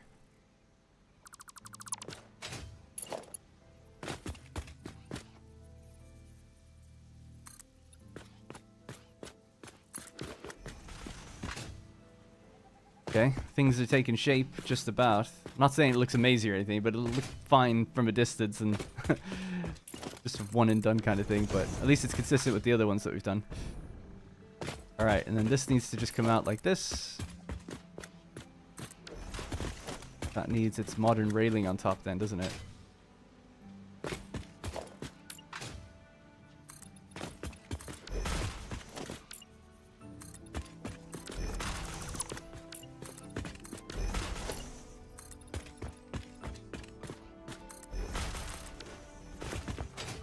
Alright, okay, so this roof can go across now, although...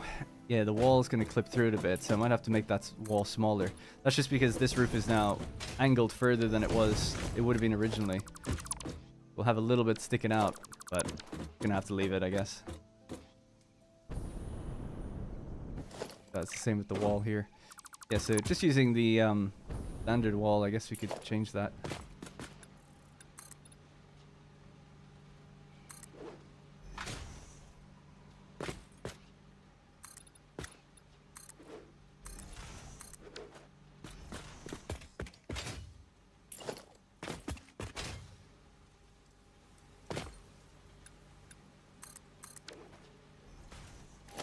Okay, so metal, please.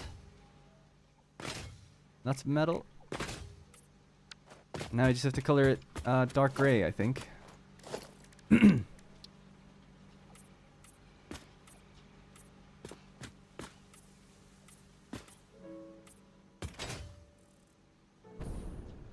think that's it. Let me just see that blueprint again and if the edges were colored, but I don't think they were. I guess you don't actually see color in the hologram, do you? Don't know. Because I can't see them there, so I guess not. Yeah, I don't know. I don't think so, though. I think it's fine. And, yeah, just somewhere here there'll be a little gap where it ends so you can walk out.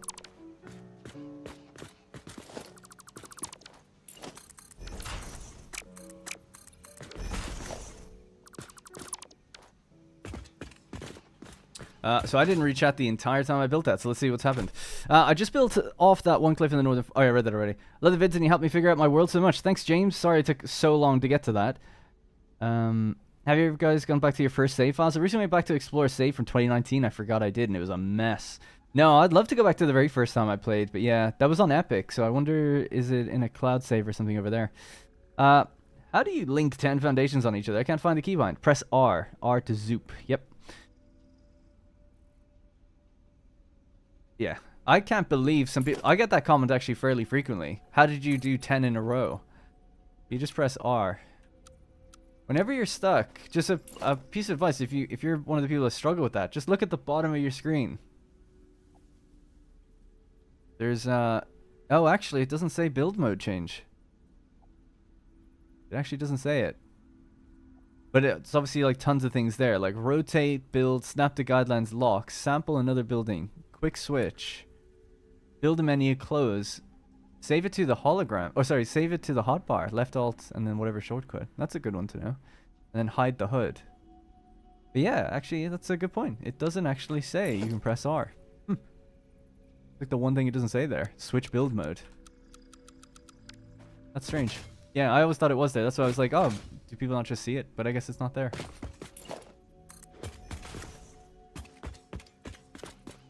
Alright, next thing was just coloring these. Need to be colored different.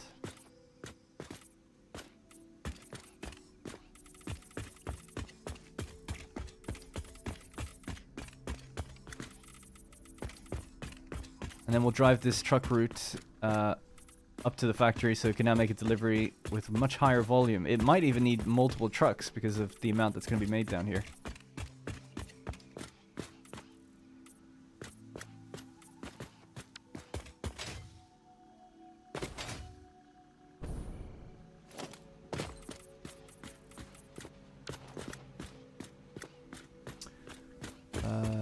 Oh yeah, so the only other thing would be the pillar that needs to come down from here.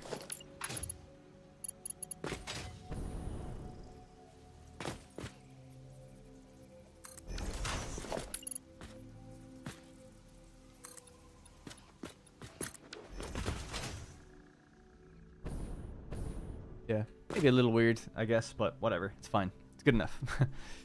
Right, so we can hook these up to power and then draw this new truck route. And power shard these and put them up to 300 each per minute. So it's an additional 300 that we're adding to the network, I guess. My boss just asked me what I was watching and I panicked and said, Papa Darren. And now my ADHD can't just say Darren. Okay. I got a comment just yesterday and someone wrote Darren, D-A-R-O-N. And then in the same comment, they mentioned my name again, but they said D-A-R-I-N. And I'm like... Look, I don't mind people spelling the name wrong, but it's in the channel. The channel name has my name in it, but also you spelled it different yourself twice. How does that even happen? Vehicle settings, we want vehicles to load. Yes, please.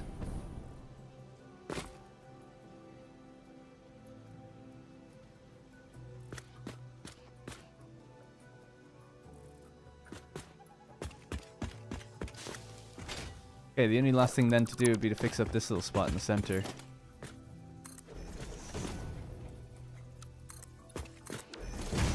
Not that it's needed, but I just think it looks nicer when we do this. Yeah.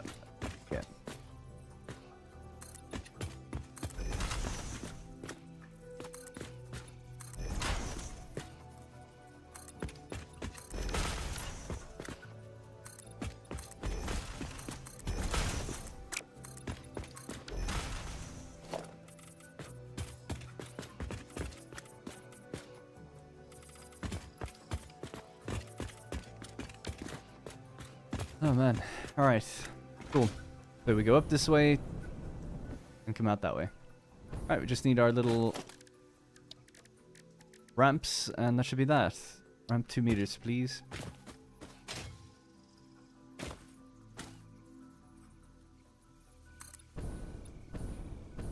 Ah, I knew this would happen. I didn't make this one the proper size, so maybe we could shrink that gap in actually. There's basically a big grass ramp here anyway. In fact, because of that grass ramp, I'm going to be just a bit lazy. Just going to chop all that bit away.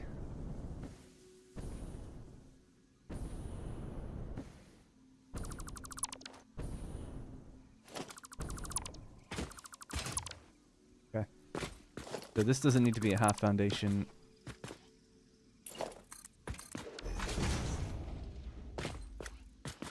Let me just count that out again. So ramp. It should only be 3 across, but I've kind of messed with it. Maybe I'll just have to adjust that.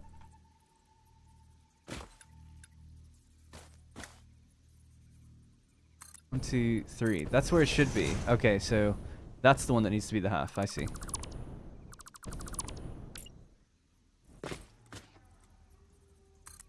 So that'll be asphalt, and this will be concrete.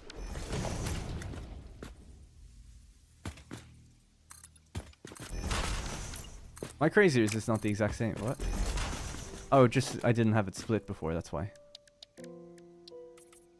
Yeah, okay, cool. Alright, cool. So that's done. Oh no, it's not the same. What am I saying? There we go. It is clearly wider. Okay, cool. But before actually I commit to that, we just need to see how wide did I make that one. This one seems like it's not wide enough. 1, 2, and then that would be 3. Okay, yeah, sure.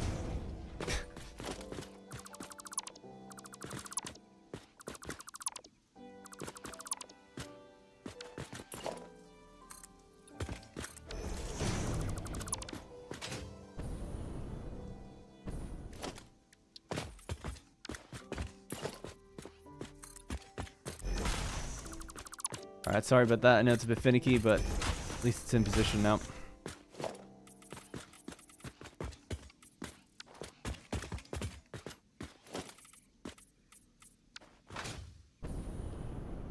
Alright, cool. So those... Oh my god, I'm an idiot. Alright. This is... So this just doesn't need to be here, I guess. Just a solid block of walkway that goes straight through the middle, so no fencing is needed. You could have a fence go straight through the middle, I guess.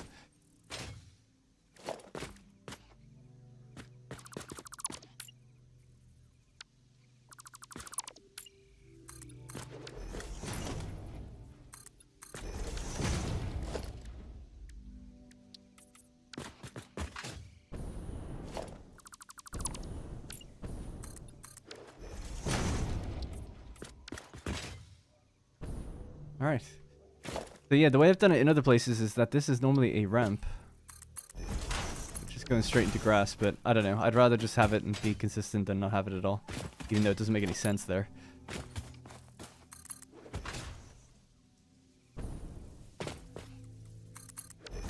Bit of a mind your steps situation.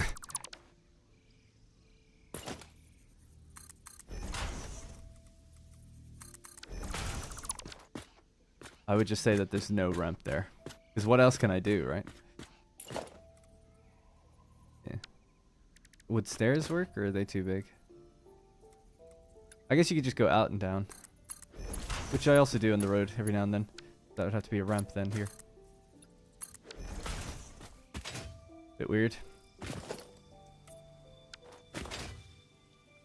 Maybe that's just what it should do everywhere.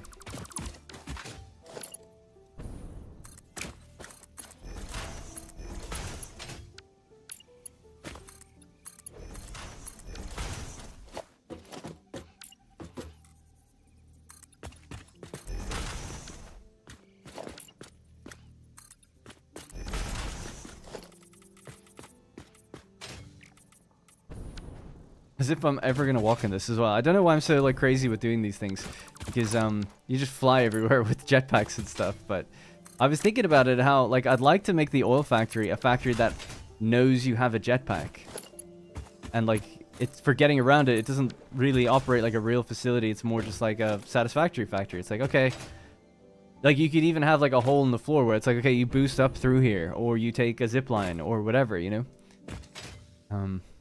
Thinking about it, but I don't know, maybe that just wouldn't look as cool.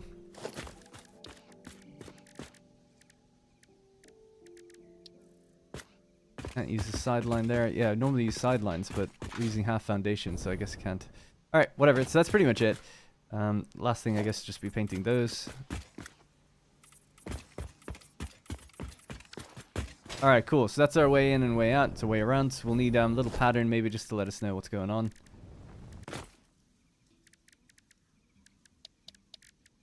Hey, what's going on? Hey, Numbizzle. And Mike, this is making me want to start a new save, but actually do things properly with math and things. I'm terrible with numbers. I consider myself really bad at math, actually, so I feel like you're not alone. But it's, when you're playing, I feel like what's made me more strict with my numbers in this game is that I know people are watching. So, you know, I have an incentive to do it right, I guess. But I messed up numbers in the last episode. People corrected me. They were like, your numbers are totally wrong. So I had to fix them. We don't need that. We just need the truck icon here and here. Little no parking sign, maybe. Parking in these areas.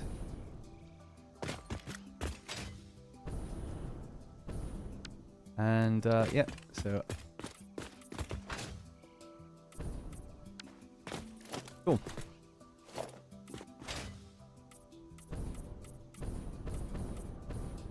Actually, normally I color them white when it's outdoors and yellow if it's an indoor factory, so we'll just make it white.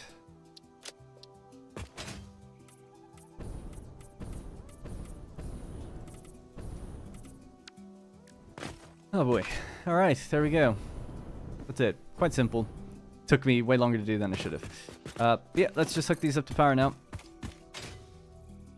Just get power to roll in along the side here.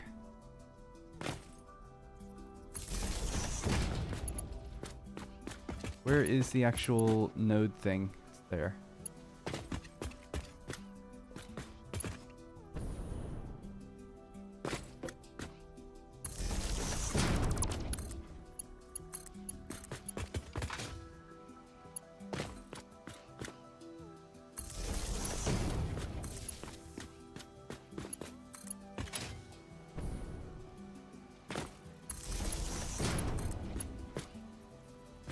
Oh yeah, the idea is actually that's supposed to come down from the roof, but it can't do that for that one, so I guess it's fine.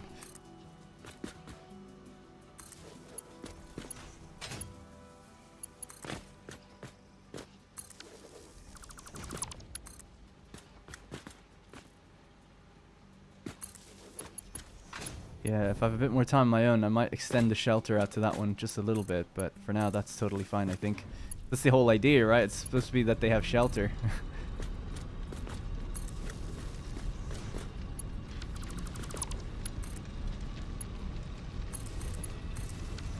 Hey, Hot Spider. Darren, how do you know how many trucks do you need to guarantee no resource hiccups? Do you calculate the travel time or just trial and error? Trial and error. It's easier just to sit back, well, at least for me anyway, who's not mathematically minded.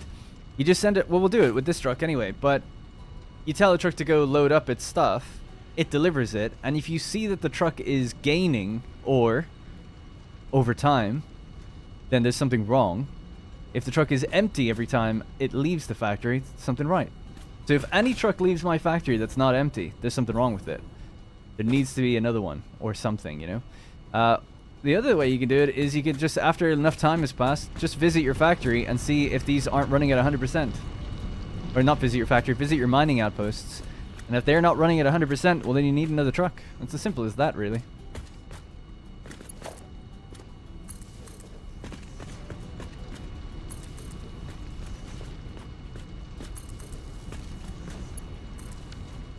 Right, so, did I pick up those power shards? I did. We have to go get those other ones, though. So this is now 600. We're going to be 900 in a moment.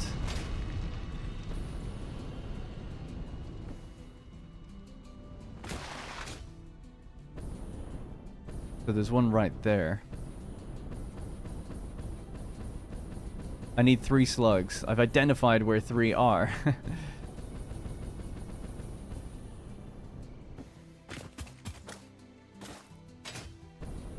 Ever consider custom power poles? You mean changing the color of them? I have changed the color of my power poles in certain factories.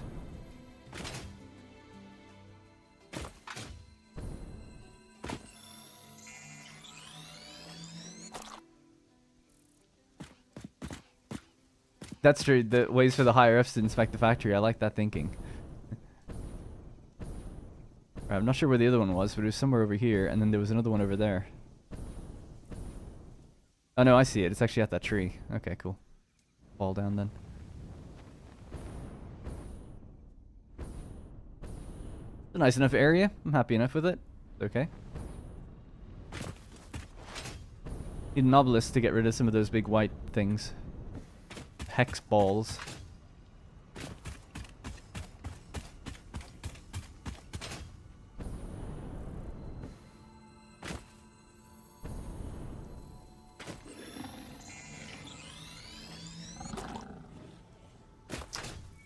Oh, there's a yellow slug over there.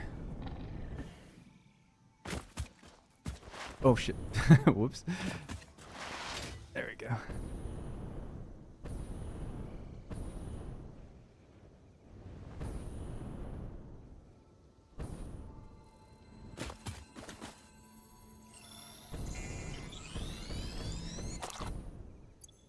Alright, great.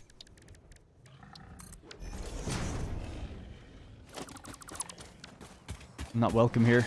I'll do that over where I'm safe. But yeah, I think the idea is to also get another extraction point in the future, because I do think if you want to get 5,000... How much was it? 5,460 ore. I haven't worked that out. Like, I can't remember how many nodes that is, you know, running at Mark III miners fully overclocked, because this would be 6, 12, 1,800 in total in the future.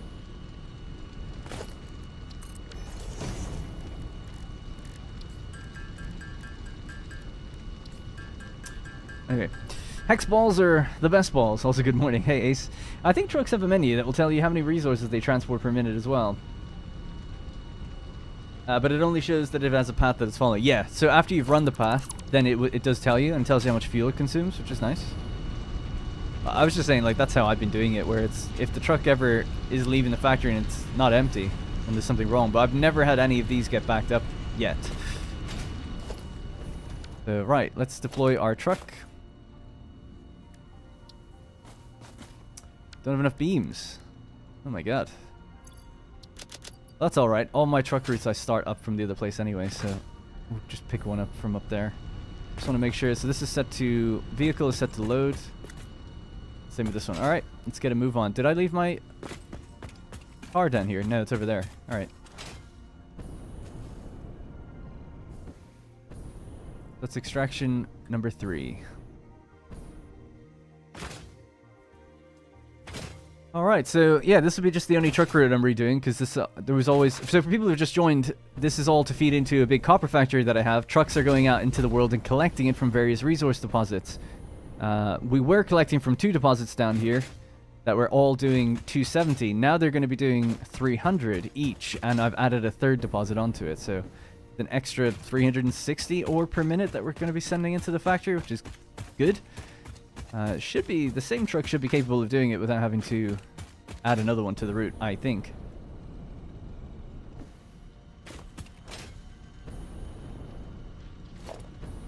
Yeah, see the way like this is never filling up? You know, no matter when I look at it or when I look at this, it's at 100%. So I just know that it's been picked up and delivered and nothing's going wrong with it. Whereas if the trucks weren't enough, there's only one on it. I've only got one on every miner actually. But if it wasn't enough, then I'd see that number falling. It would say like 80% or 98% or something. Let me know that I was just short of what I needed to be. Biofuel melts steel beams. Gonna try and mess with some vehicle routes this week so I don't have boring belt bridges everywhere.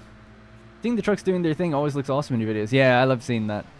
Pretty cool. I noticed that in my last one where I was just talking or whatever while I was editing, and while I'm just talking about the iron factory, you just see trucks are constantly going around taking the little turns at the junctions. I'm like, that is kind of cool.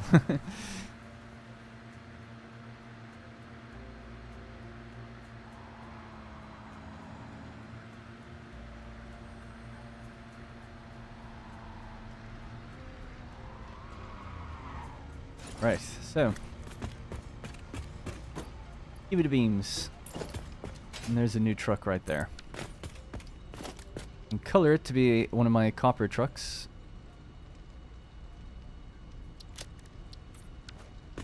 And it's gonna need fuel. Got fuel. But yeah, that sometimes happens. So I feel like that one seems to do that a lot. I'm not sure what's going on with it because I haven't watched it. I mean, they correct themselves, it's fine. But obviously I just want to cut down on them looking weird as much as I can. And I was just thinking, where do I go to get down there? Oh yeah, I remember now. Okay, cool. But yeah, I want to cut down on that. So some of their routes might need to be re-recorded. But I'll start recording this one. Bonk. And off we go. So this is a problem. And some people have reported that. It seems to be either a collision bug with the trucks themselves, or some people think it's to do with collision exists for trees that have been cut down still. Sometimes. So I don't know what that is all about, actually. But we can just go back and edit that note and fix it. It's not that big of a deal, but it's annoying that that happens.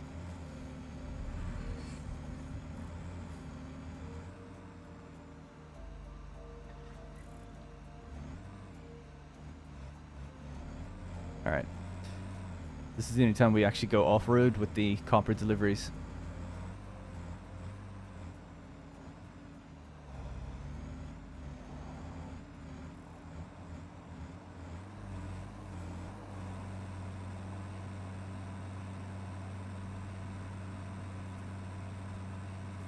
Hi, what am I doing? Well, I actually just explained what I'm doing just before you got in here, so not to be too repetitive, but I'm basically outlining the routes for the trucks to deliver copper back to my copper facility after we have now just upgraded the one of the mining deposits down here. Get out of the way.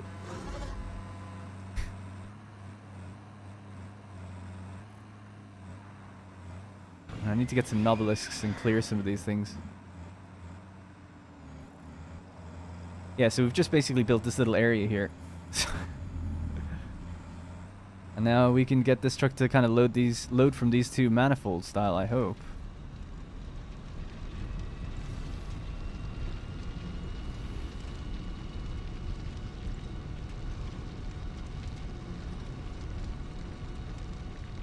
Right, and I'll edit those nodes to set their time myself.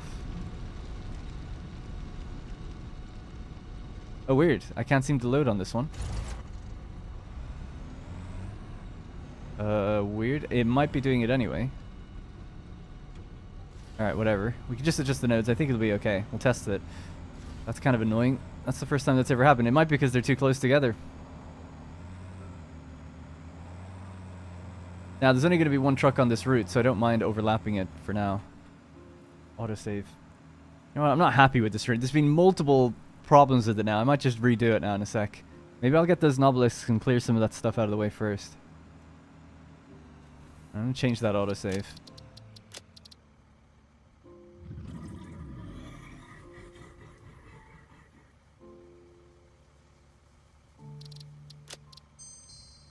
Yeah, so stop the recording, delete the path, whatever. I'm just going to do that one again.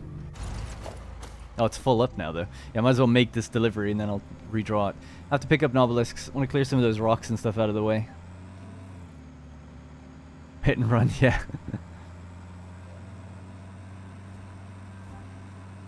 You don't have these issues when you're just on roads, damn it. Although we did have a random collision issue, actually, so...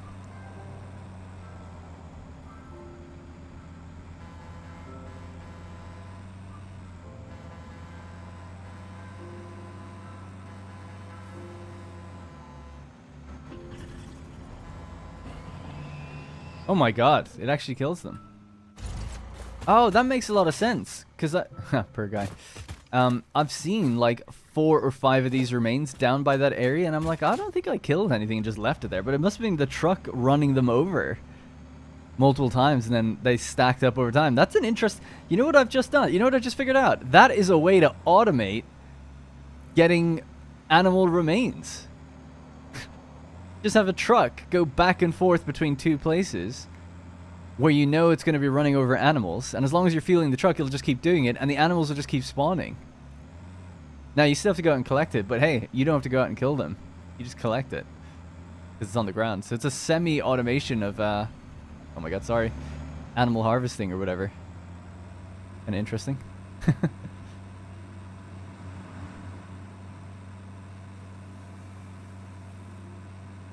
Why don't I make a new junction on the highway you're driving under? So have to... I don't really know what you mean. You'd have to be very specific, I guess, to tell me where you want that junction. I've thought about bringing a road down there, but it's very awkward, you know, to get it to go down there. I guess that's ultimately the reason why I just go off-roading.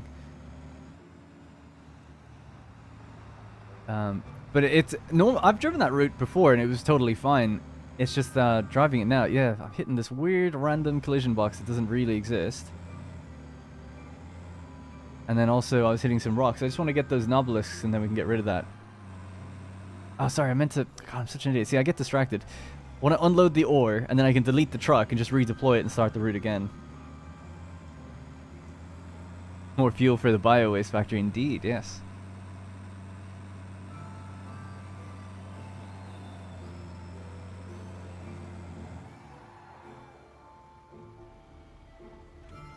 Alright, we'll just unload everything there. Then I can just delete the truck and put it back in my pocket without having a crate appear.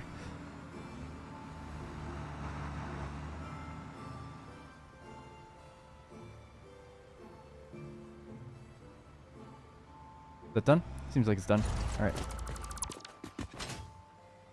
Alright, let me get those obelisks. I think there are some downstairs. If they're not, they're over at my other storage container area. There they are. Alright. If a truck is full, would that be why it didn't pick up from the second station? Yes and no. It would be, but the truck wasn't full. If you saw, I drove forward, and then when I reversed back, the icon appeared to get it. So yeah, that would actually happen, but that wasn't the case.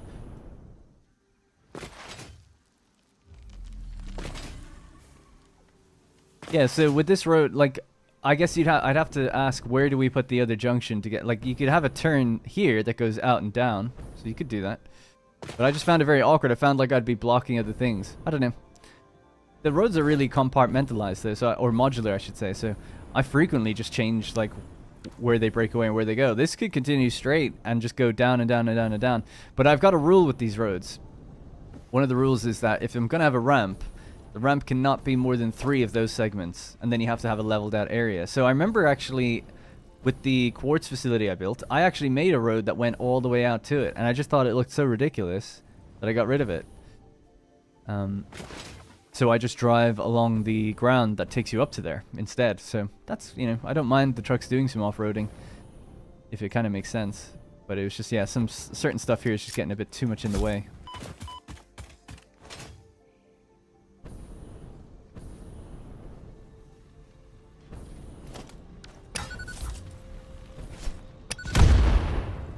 That's gone.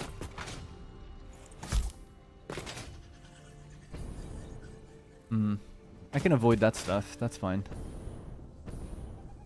But coming down here, this bit can go.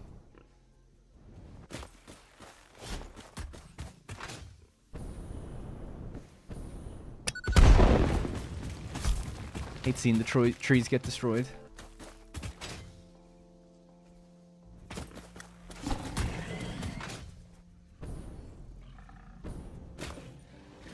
See, can we get 2 in 1, right? That guy's the one that has the other one on him.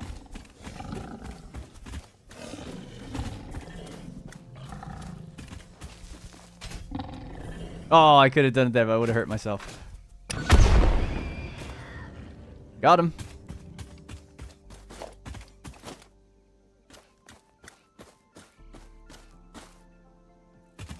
Sad.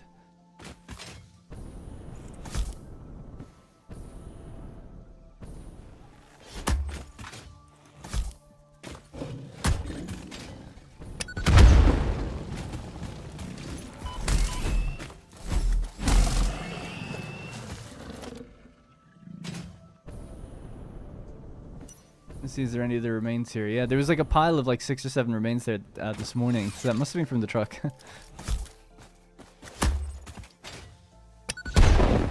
Alright, so it should be a little bit of a smoother drive just down to that bit. Alright, so we'll head back up, deploy the truck on the road, and start making that journey. Thank you very much for the subscription. Jap Jap. Be a bit overkill.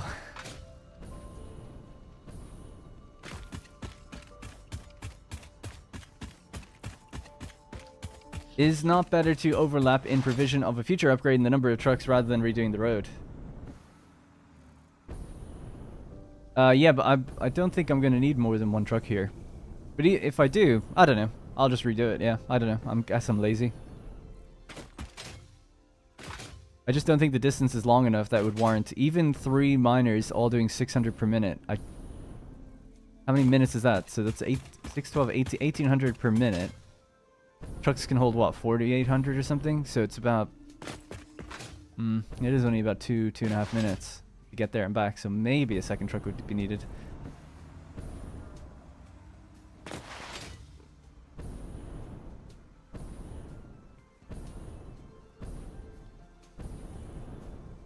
He's just sliding off in the background.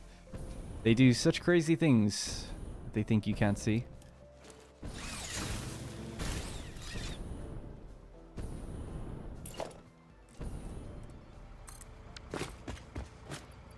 Alright. This one actually already has some fuel. Alright, let's try again. Something I'm just going to do really quickly is... I want to write down what that's called because I'll forget. So CCF-copper EXT 03 will be what this one is. Alright, got a clear runway.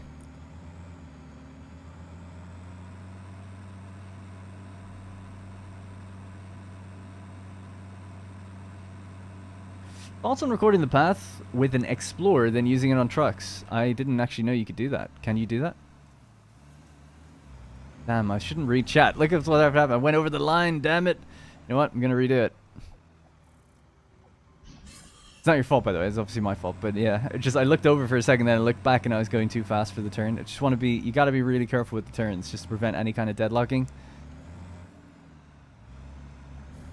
It's quicker to...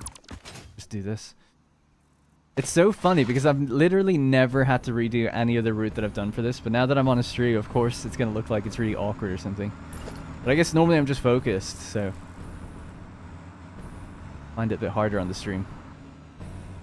Gonna wait for that guy to pull out in front of me.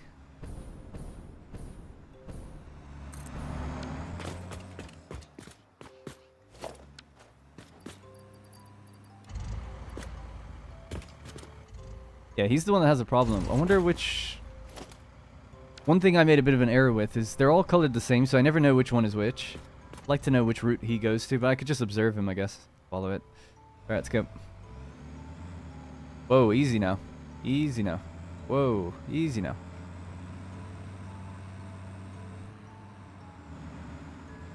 Anyway. It's okay, yeah, don't worry. Finally, chance to catch you live. I've been binge watching your playlist. Hey, Sal. Yeah, we're just doing some of the cosmetics in this one, so I've just built a new... Oh, I dropped a little container there. Have to go pick that up. But yeah, we just added a new sort of miner onto the copper caterium area, so I'm just redrawing the route for the truck to go out and pick it up. There should be an extra 360 ore per minute coming into the factory, which should be good.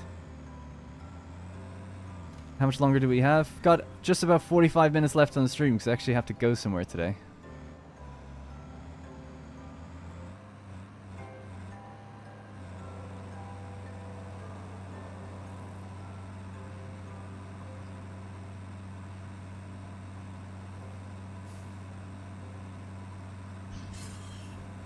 Yeah, the trucks are... I mean, when you look at them, they're like going crazy. They bump into each other, they flip over and stuff. But when you're not there and you just look at the map, you see that they just follow the lines perfectly. So I've never had a problem where it's like, oh, they're not delivering what they should be or anything.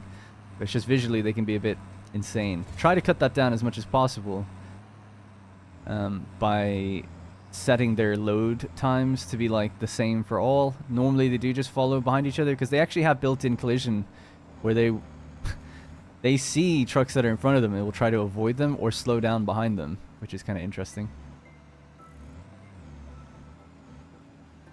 I don't know, hopefully they improve it though, just generally, the developers.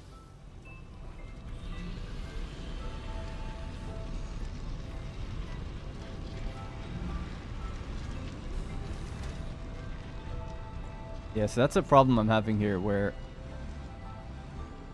this seems to be so close that I don't get the icon thing. So I'm going to have to delete a bunch of these nodes. That's the first time for me building stations that close because that thing is going away where it's not letting me click to load. There we go.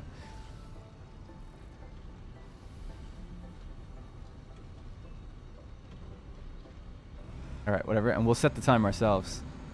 So that shouldn't be a problem. So I'll just have to go back and delete a bunch of those nodes that are causing issues there.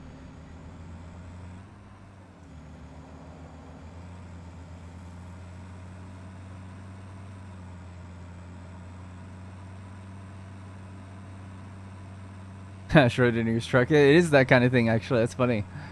That's the joke I made, actually, about quantum mechanics. When I was building that truck station, I was like, if you look at them, they behave differently. Under observation.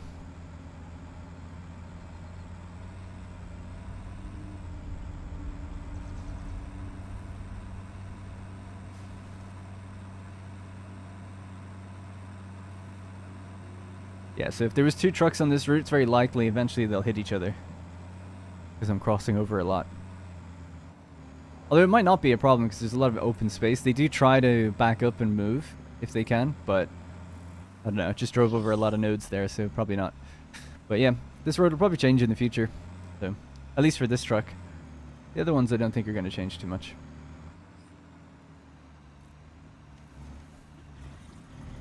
Oh, what are you doing? That guy needs to be redrawn. He's always having issues. The black truck, the coal truck.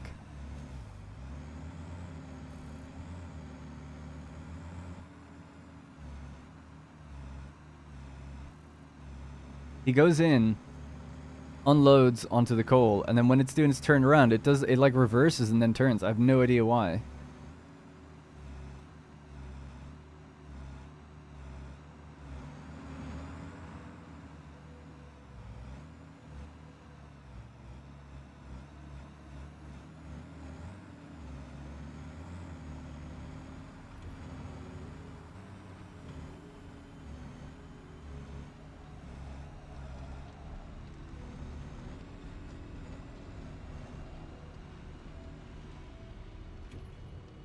Right.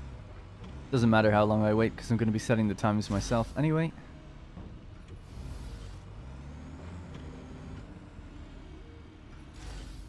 I think the time I've given for each truck is 10 seconds.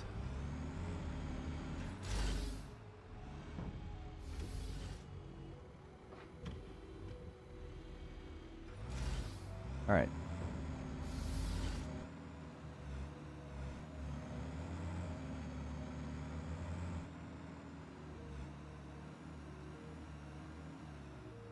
Alright, save path. So this is going to be called PCF Copper X03.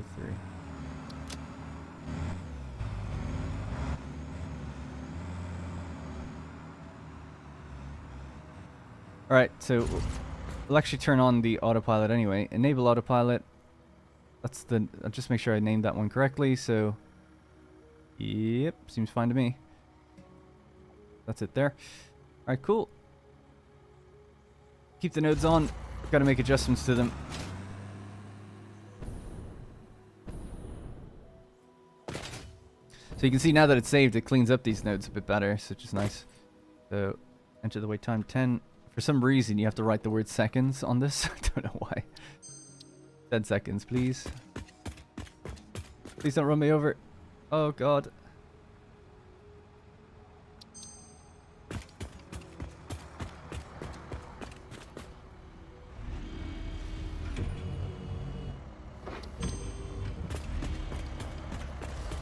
I don't know why that one's in the air. I'll have to wait for this guy to get out of the way.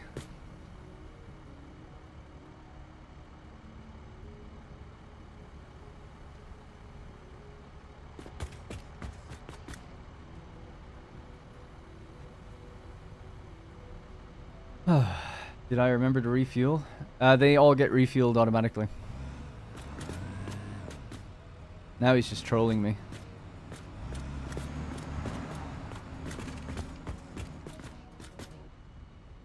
I'm a bit worried about the fact that it's up in the air. But yeah, the coal station there, actually, underneath the floors, refuels all of these.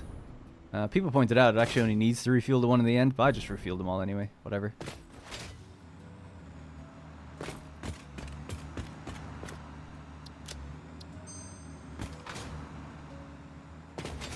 Alright, let's go pick up that container as well.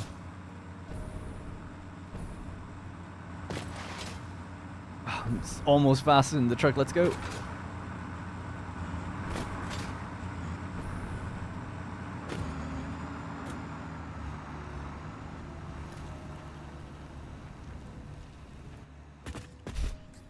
Alright. So this is where it gets a little crazy. So, driving there, this one to this one, that's fine. I would say get rid of that one, maybe. Maybe that one as well. Hopefully that doesn't mess it up too much. Be really nice if you could nudge those nodes. That'd be amazing. So I just need to go down to, if you remember where the unloading was, it was just super messy out there. Where's my vehicle, by the way? That's back at the factory. Yep, then the last thing I need to do is just cut off the power to the quartz factory, and then we could turn on the current factory again and maybe play around with some of the cosmetics I have in there for about 30 more minutes. I want to kind of do the logistics floors and make them look a bit nicer. This took a lot longer than I thought. I mean, the truck station area went faster than I thought, but the building... like doing the actual truck delivery room, but this area out here took way longer than I thought. Nope. Okay. How much you got on you now? It's full up. Have to wait a little while before we can see after it makes a couple journeys on its own.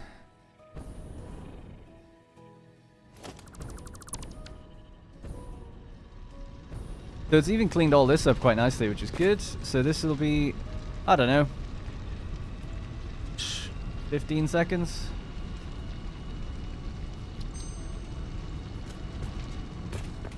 Could be 7.5 because it has half the amount going into it. Don't know if that matters, but we'll see.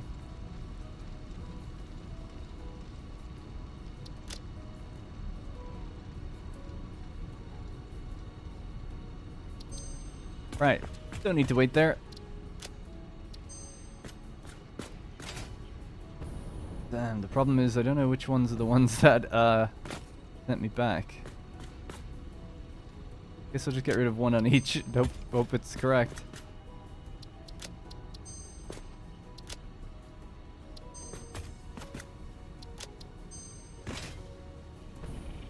I mean, yeah, worst case, let's just get rid of that one as well. I would hope that it goes to there, then there, then there, rather than going to here, then to here, and then backing up or something, because that's kind of what I did, you know. So I'm just gonna wait. We'll wait for it to come back down, and see what it does.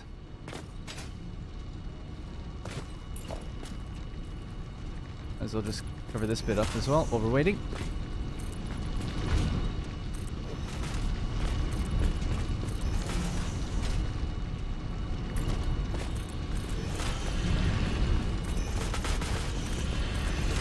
I have to go up to the quartz factory as well, actually, thinking about it.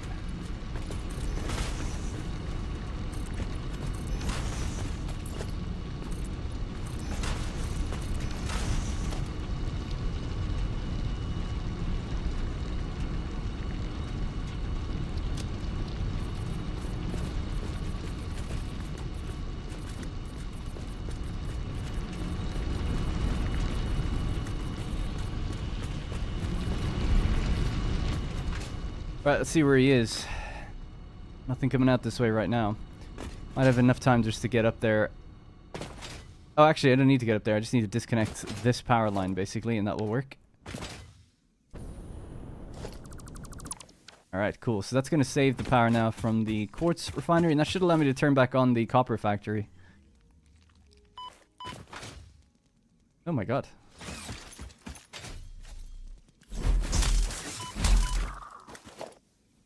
That was unexpected. Just one lone spider out here. Hey, Marnus.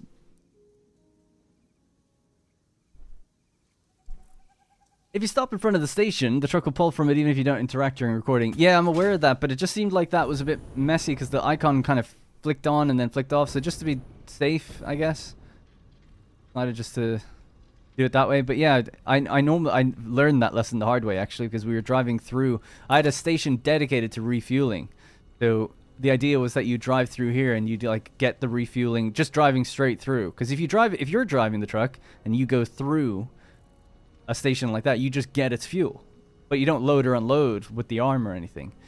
But I found out the hard way that if you tell a truck to do that as you drive the route, it will then, when you get out of the truck and save the route, it'll then actually stop and load. I guess it's presuming that you meant to do that as you drove through it. But I guess you can just interact with the node and delete it.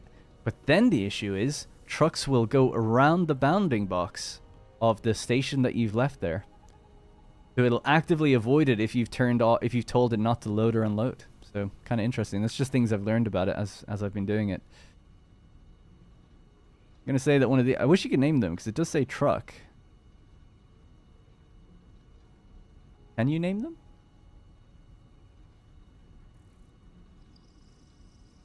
Don't think so. You can name trains, can't you? I think, or at least stations. Yeah. Not that one. We need someone to take a left turn just at the concrete. Alright, this is the one where we've got our eye on.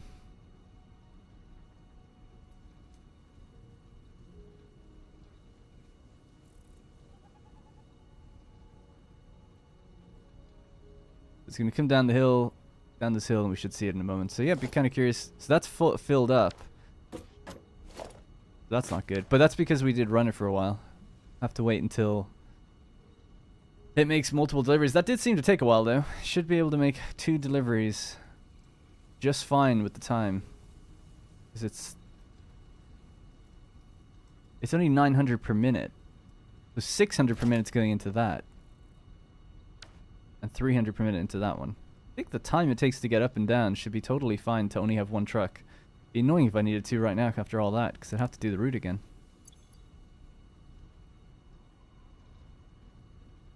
You can name trains? Yeah, I thought you could.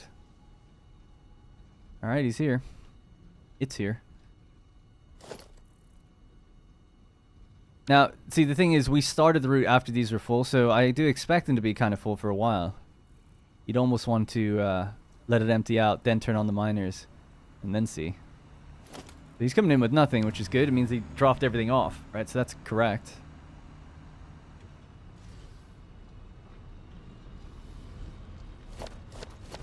Take it in 100 at a time. I'll probably just take everything from that one then, and then nothing from this one. This is going to fill next. We'll let it play for a little bit. I'll revisit it before the end of the stream, which will be in 30 minutes, and we'll see have these started to empty out. My theory is that they will. Come on, man. Figure it out. You can do it. Figure out how to... I mean, he's getting it.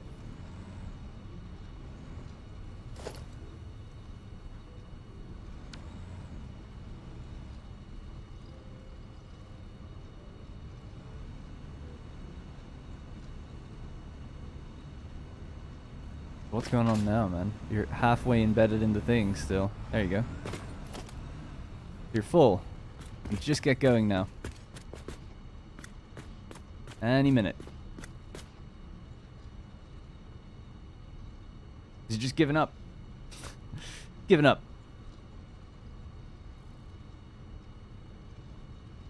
I feel like this needs to be redone. God damn it. There's something clearly wrong with it. Although, I'm tempted just to leave the area and then see, like, does it work behind the scenes. But yeah, I feel like, I don't know what's going on. If I get in and get out, I'm sure it'll fix itself, yeah. Alright, let me just turn off the nodes. Let you do your thing. I'll leave you for a while. We'll come back in a bit and see how it's getting on. 10 isn't enough to fully load. Yeah, no, I know that. That's fine. That's done on purpose. Yep. It was 15 seconds, by the way. Anyway, it was 15 and then 7.5 is what I told him, didn't I? I said 7.5 for the other one because I said it would be half the amount. But it shouldn't be... It doesn't really matter anyway. It should be fine. It shouldn't fill up. If the thing ever fills up to 4800, then it's not working correctly.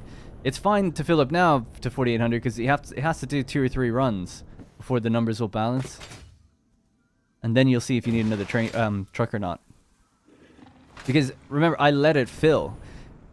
The container's completely filled up before the trucks really like reached it, so it's going to be backfilled for a while until it starts slowly being able to deliver more than it's producing. That's the idea. It should be delivering batches of 4,800 until the time between deliveries gets such that it's not producing that much to fill it up, if that makes sense. One other thing I need to do is actually turn off the modular frame factory as well. Do I have everything I need? Yeah. Maybe run to the biofuel factory really quickly to deposit some of that stuff.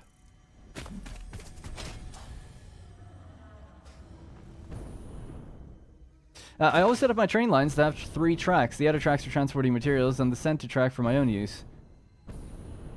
I always name that train the Pioneer Transport or something, huh? Hey, Martin. Thank you. No problem. And greetings as well. Back to you. Alright, we'll just cut this line here. Bonk. So I'm just doing that to save just a little bit of power so that we can power on this copper caterium factory. Until we make more power, we can't really run it correctly. I might have to change one of the belts as well. Just cut off one of the truck stations so that the last one fills up, because that's the one that makes the copper sheets. We need to be able to consistently deliver stuff to the factory for copper sheets to get made. If we ever run low on ore, sheets will be the first thing to turn off.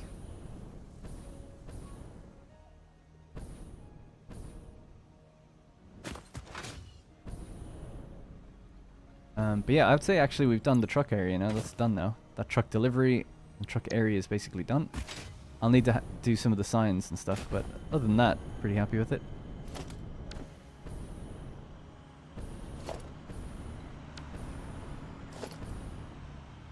That's our caterium line. Oh, he's actually carrying caterium out. Oh, that makes sense, yeah. Because we're not running any of the machines, so... But I'm actually kind of surprised that caterium would fill up at all. They should be emptying out completely. It is going into the awesome sink room. Bit strange. Probably just one of those things that happens over time. Anyways, right, so yeah, we could turn this factory back on for a bit.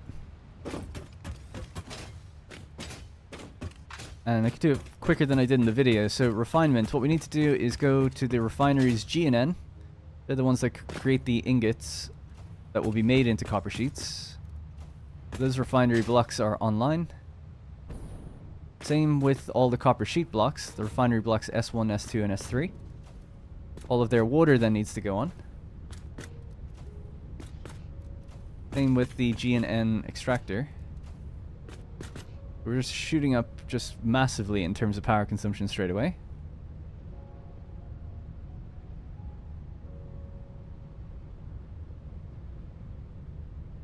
Wow, we are so close to hitting the full amount there. And in fact, it looks like we probably will hit the full amount. I'm not careful. I don't really know how that's the case. Because before... Like in the video, I run this factory and we had a bit more... Did I turn on one of the ones by mistake?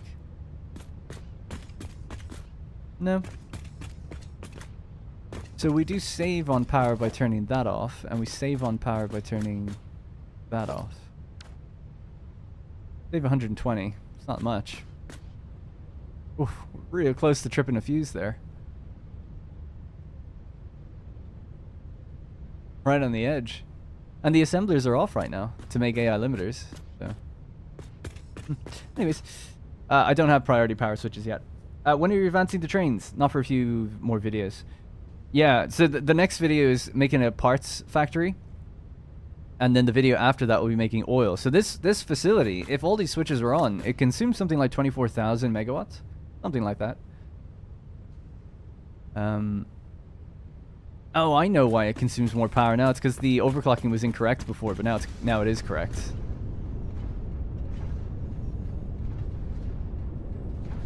So yeah, they actually still have ingots. That's funny. They'll burn through a little bit for a while, but I've actually told it to... So the belt lock is on. So they must just have some ingots from before. But in theory, they shouldn't really have any. Because I've told them not to get any. So where do the ingots get fed from? Yeah, the ingots get fed from here. 1, 2, and 3. So you can see no fresh ingots are going in, but because some of them were backfilled, they still have some. So they're actually going to be making some copper sheets for a little while. That's funny. I was wondering like why power is so crazy. It's because, yeah, even though they're not being fed ore right now, they are all on. Anyways. Yeah, but anyway, this factory consumes 24,000 or something like that. So if I actually do the math on it, I haven't really thought about how many machines are in here, but let's just count it up really quickly. There are 14 blocks of refineries that each have, 26 in a block. So 364 refineries. You can write that down. 364. Then there's Caterium refineries, which have an uneven number. I can't remember how much. I'll have to just look at them. There's not as many. 1, 2, 3, 4, 5, 6, 7, 8, 9, 10, 11. So 33. And then there's 39 that I just put in for copper sheets.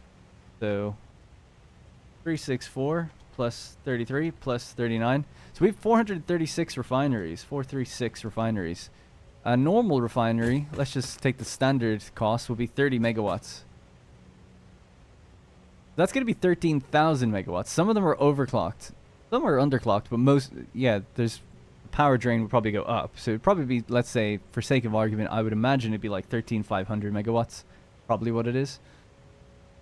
Then we have a bunch of machines upstairs that are, well, we've got water extractors. So every block has 2 water extractors. So 7 times 5. So how many water extractors are there then? 20 megawatts for a water extractor.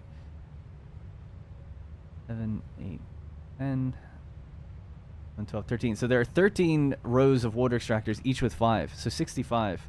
65 times 20. That's another 1,300. So we had 13,500. Now we've got 1,300, and then we've got all these assemblers upstairs. So I'll just quickly have a look at that and see. And that will give us the total like cost of this place in terms of power for running it.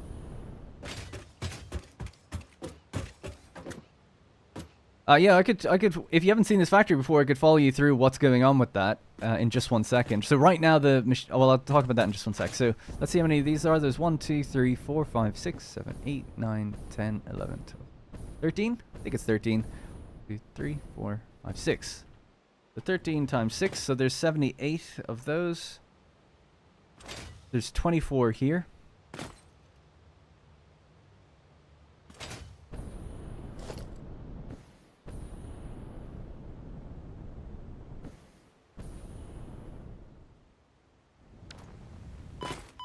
Plus 17 times 4. That's 170. So 170 assemblers are what we have. And an assembler takes 15 megawatts. So 170 times 15. That's 255.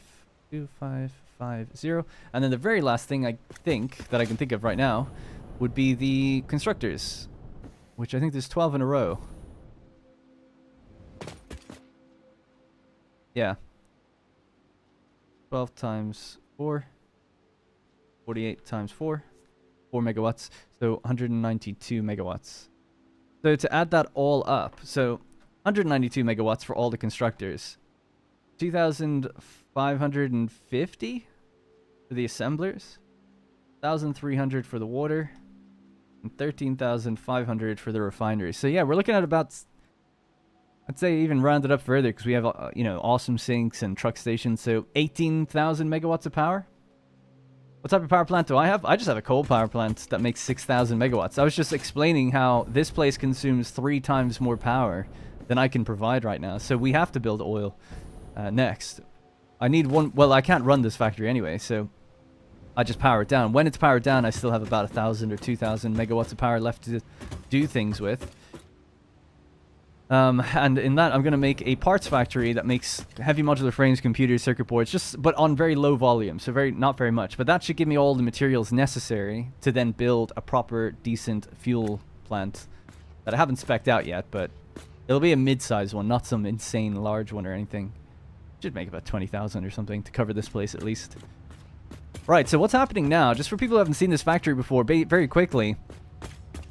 these are all the rows of switches that control all the blocks to the factory. So Basically, the factory looks like this. Explained this all in the latest video that I've done. The save file is available for everyone to have as well. So the layout is like this. These are blocks of refineries, right? Imagine each one of these squares is 26 refineries separated into their own little blocks. And there's 14 of them. So they're all doing copper.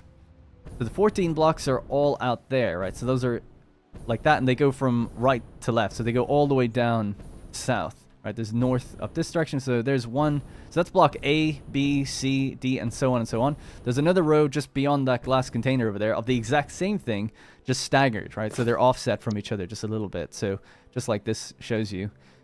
So that would be block A, B, C, D. And so we're like here right now between A and B. So across from these glass cases, which are those center things, there's another row, another blocks of 7. Right, so underneath all of these, by the way, these are then the Caterium ones. So there's 3 blocks for Caterium, and then there's just kind of 2-ish blocks for the copper sheets. So those are all the refineries that are in this place. Downstairs, they all get fed their water, right? Everything comes up from downstairs. All the material and everything, it all goes back downstairs as well. So if we just go downstairs real quick. I haven't done the stairwells yet, so that'll be improved. Down to floor B, basement. By the way, some people say the game looks better without fog. You're insane if you think that. But anyway, so yeah, we've got all the rows of water extractors here. So what I've just done is I've activated through my cable management, because I don't have power priority switches right now, and plus I kind of like the cable management. What I've done is I've activated G and N. So G and N is the last group that's over there. So those water extractors should be on now, and they're flowing water up to the 2 end refinery blocks.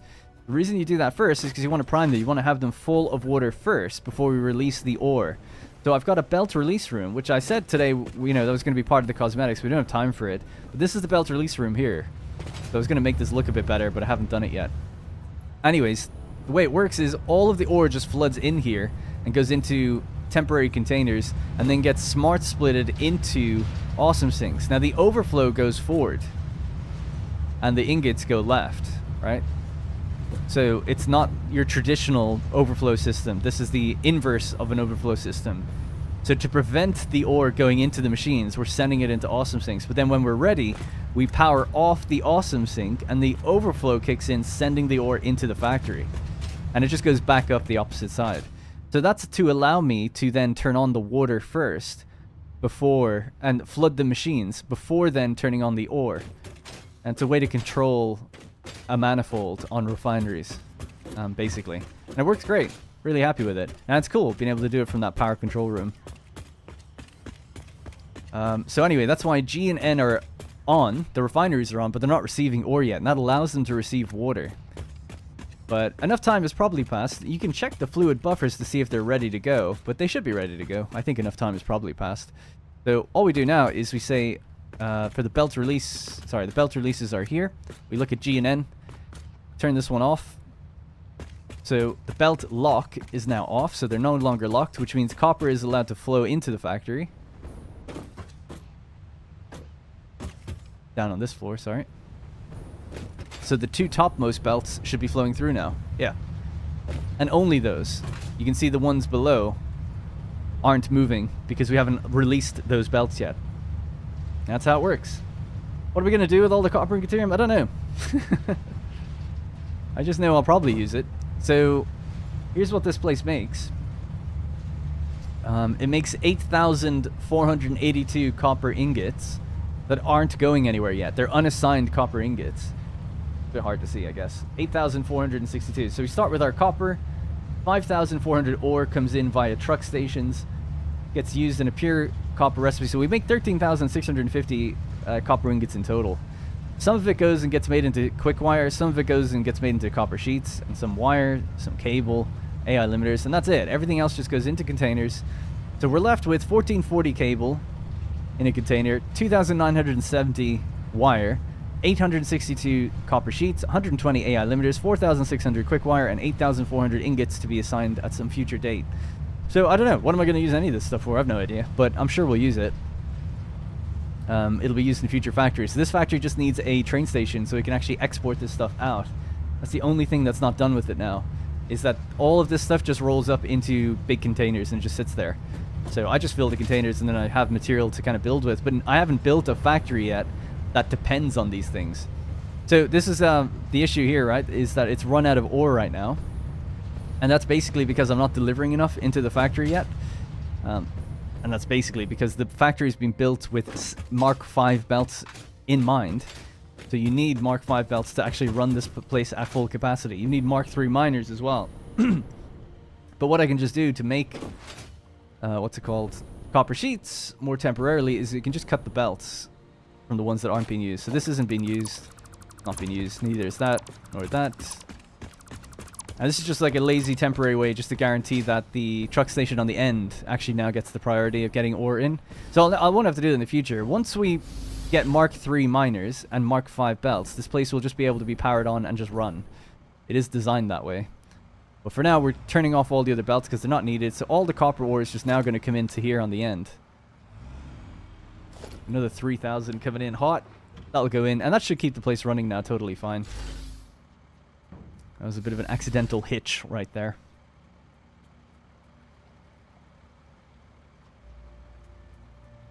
Alright, so let's follow it. So anyway, so this is where our copper ore goes. Travels all the way down. That's going to go downstairs and then come back up onto these belts here because we've released the belts. This will flow pretty much all the way down to the very end of the factory. It's the furthest one away. So we have to go all the way down here. And that's really weird. It's just a graphical glitch, I guess. And there's just tiny little bits of the factory that aren't done yet because I never had the belt speed to actually hook those up, so I didn't bother. But anyway, so yeah, so our belts will break here. So G and N, I think that's G, and that's N. So G goes to the left, N goes to the right, and they'll flow down. And as you can see, this is the area where all the refineries are up above me. So these stacked belts, like they all break off to go into their respective groups. Anyway, so the one on the end here will go all the way down to N group. And it feeds into just the left side. The right side has been cut for now because in order to make copper sheets, we only need G2, N2, and N1. Oh, sorry, the other way around. Sorry, it's G1, G2, and N2. So these three, that one, and that one. They're the ones that actually go to the copper sheets to get made. This one's just cut off. So again, because I'm right on the threshold of max power consumption, I've just cut that off because we don't need to feed it right now. And we should see the ore making its way down again. It'll take a while to get here. And go back into those machines. There it is. But it won't break. It won't have any gaps now. It should just continue. So yeah, I guess I'll have to wait for... Oh no, we've got copper ore ingots still coming out. So those ingots are going to go upstairs. We can follow that. All of these belts are doing 487.5. So we get to see them rolling up on these kind of glass case risers. They should be completely full, but obviously, because we've just cut the belts, they're not going to be for a little while. But they'll manifold their way back up to full strength. The 487.5 will be rolling upstairs. And every group has 8 belts, except for the 2 on the end. They only have 4. Because it's just 2 blocks. Every other block is... It doesn't matter, but it's twice as big. So it's like... That's why it's 7 and 7. So the 2 ones on the end are controlled by the same water extractors. Anyways. Right, so that's going to go upstairs then. And this is why I want to do the aesthetics for this factory in streams, because it's going to take a while. It's super dark. We need to put down lights and... Just other cosmetic things as well to brighten up the place. Which I've got blueprints for. It would just be a matter of getting the materials and doing it.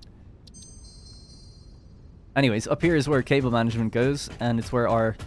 It's the only floor where I travel belts on it just to go over to be made into something else. Normally that all happens on the logistics floor. But this is like the one time where we just need the ingots to go somewhere else. So the ingots are going to travel all the way along the ceiling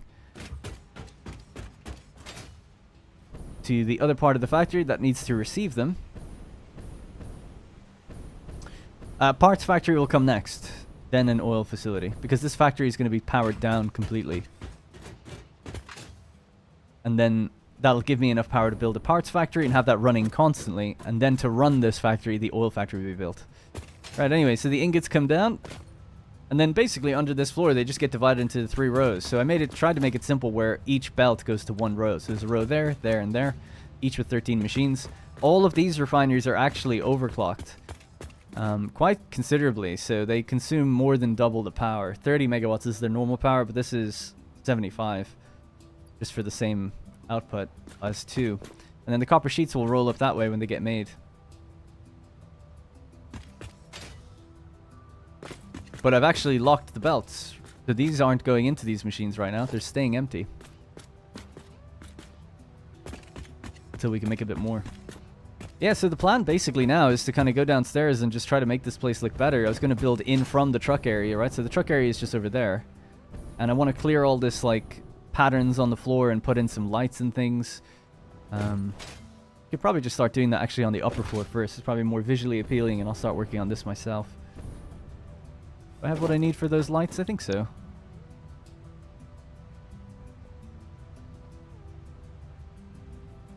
Yeah.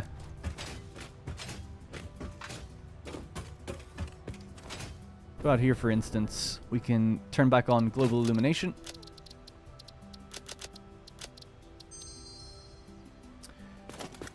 Okay, and then start with cosmetics. The machine floor light. Rotate this around. We just start there, I think.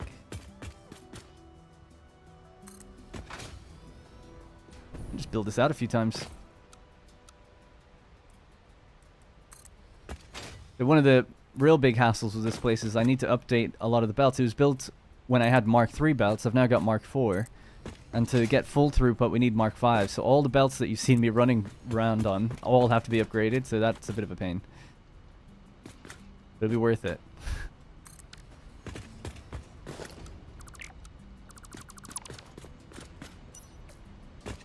There we go. Looking a bit nicer, right? Just a bit.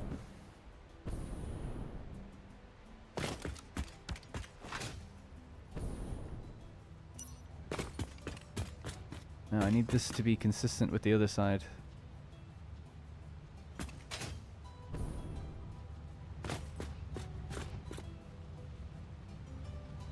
That's consistent, yep.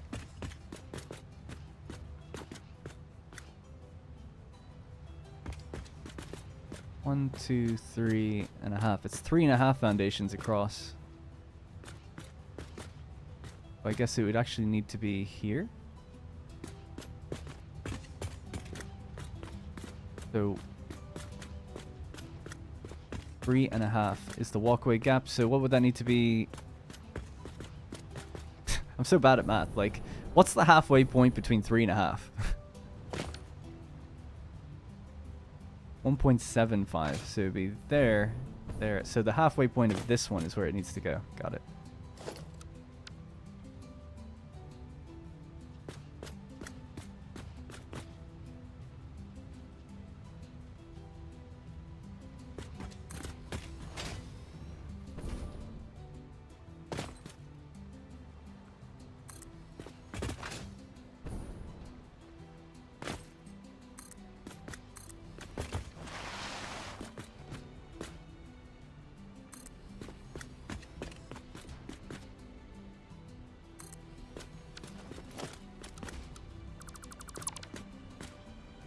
Alright, cool. And then this could just be coated concrete, right? So I think, though, that would have to be a half foundation there.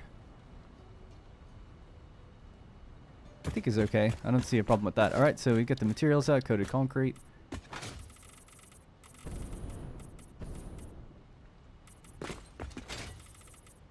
Good. Wow, the delay in the stream is crazy, actually. I just saw how long it took for that 1.75 answer. Jeez. Not blaming you or anything. I'm just saying, like, this. I've noticed that on YouTube. I used to stream on Twitch, and the latency was pretty good there. But here, it seems pretty bad. But people have told me it could be because I'm streaming at 1440p. Might be the case. Right, so foundations. Half-meter foundation again. Are in there.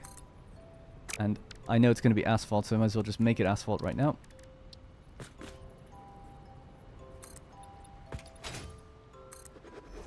How much time do I have left, by the way? Got a couple minutes.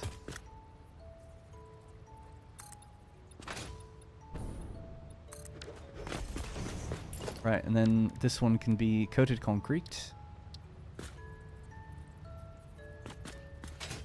And we want it to be rotated like that.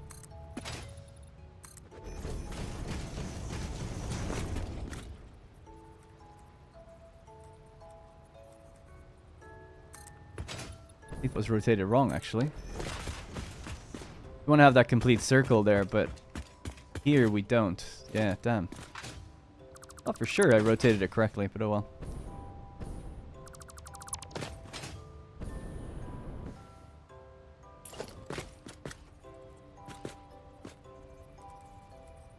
Yeah, there we go. Okay.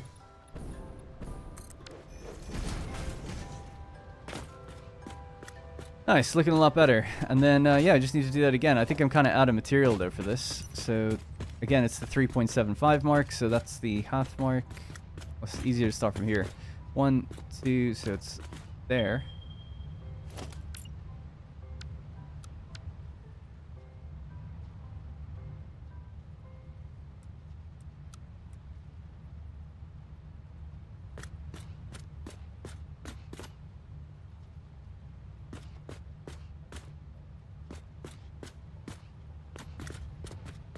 Alright. Hey, Retro Gaming, you caught me live. Yeah, I'm actually wrapping up pretty soon. The last few streams I've done in this game have been like 7-hour streams, but this one's only going to be 3 or 4 in total. Because I have to head off somewhere. I'm meeting a YouTube friend, actually. I'm meeting up with Jackie Fish, for those who know him. And we're going to go get some dinner together.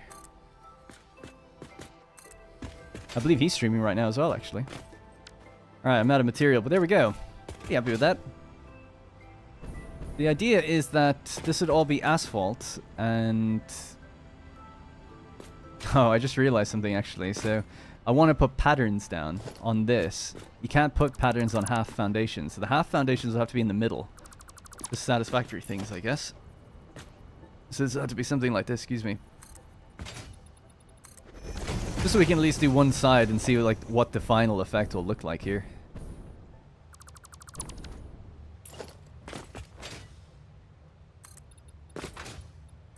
And then we'll just quickly check back on 1 or 2 things that are left behind. I wanted to see how those trucks were doing at those stations. And see, are they slowly emptying out, as per my theory. Although they probably won't be now, because I've cut off so many of the... Oh yeah, they won't be now. I just disconnected the 4 other truck stations, so for sure we're delivering more than enough into this place now. Alright, there we go. Right, so then patterns. We get this one, the factory zone line. I'm not pressing left click, by the way, so I don't know what's going on there.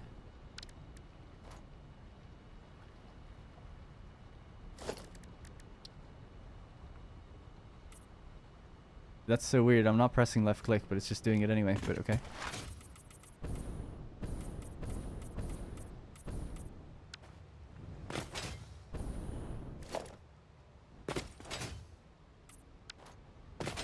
Alright, so something like that, but then it would also be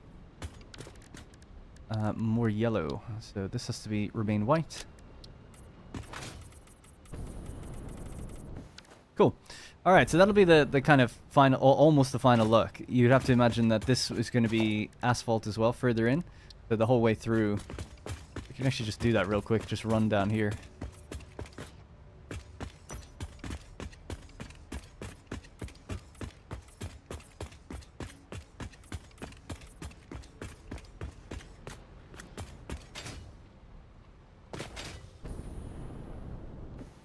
Yeah, sorry, I thought I saw a gap somewhere, but no, I guess not. So how's our thing doing now, by the way? Yeah, there we go. Look at that. See? The manifolds kicked in. The belts are almost completely full. The gaps are like almost non-existent now. A little bit on that far side. I wonder why just on that side. That's a bit strange. It should be... These two, that one and that one, should be the exact same. I guess they are. We're seeing gaps in that one now. Okay, cool. Yeah, that's fine. Alright, so just bear with me, just run through here, and then I'll flick the switch for the copper sheets to be made. And we should be good to go. Greetings from Germany. We had a few people from Germany earlier. Hello, Sebastian. Actually, I don't need to do that side. Alright, that's going to be basically it. So every row will kind of look like this. The lights up above, the numbers in place. One thing that I haven't actually changed or adjusted yet is that since the last episode, my numbers were corrected in the comments that these all had to be overclocked a little further than I thought. So the first 6 are at 200%. And the rest are at 150, except for the one on the very end. So that's correct now. So just to double check, yeah, 200. They're all at 200, and then the one at the end is at 66, I think.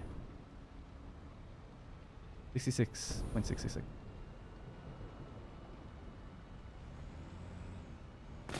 There we go. Nice. That'll be the same for every row. Okay, so we can turn these on now. What's the best way to get color cartridge? You just collect vegetation. I mean, breaking out the chainsaw and chopping down trees and bushes. The obvious answer, but you pick up petals as you're doing that. And then, yeah, just convert them in your factory, I guess, or in a constructor into what they need to be. But there's no other way. You know, there's nothing really more to it other than you just unfortunately have to go out and collect them yourself. Alright, so the belt release for this can be turned off, and that means that now these ingots are going to flow down and go into these machines, so we should start to see them activate. I don't know how bright or dark it is down here, but let's have a look. It's super dark. Yeah, I actually did put in some lighting in these places, but not on this side yet. I don't have the material for it right now. But the ingots are flowing now down the various rows, and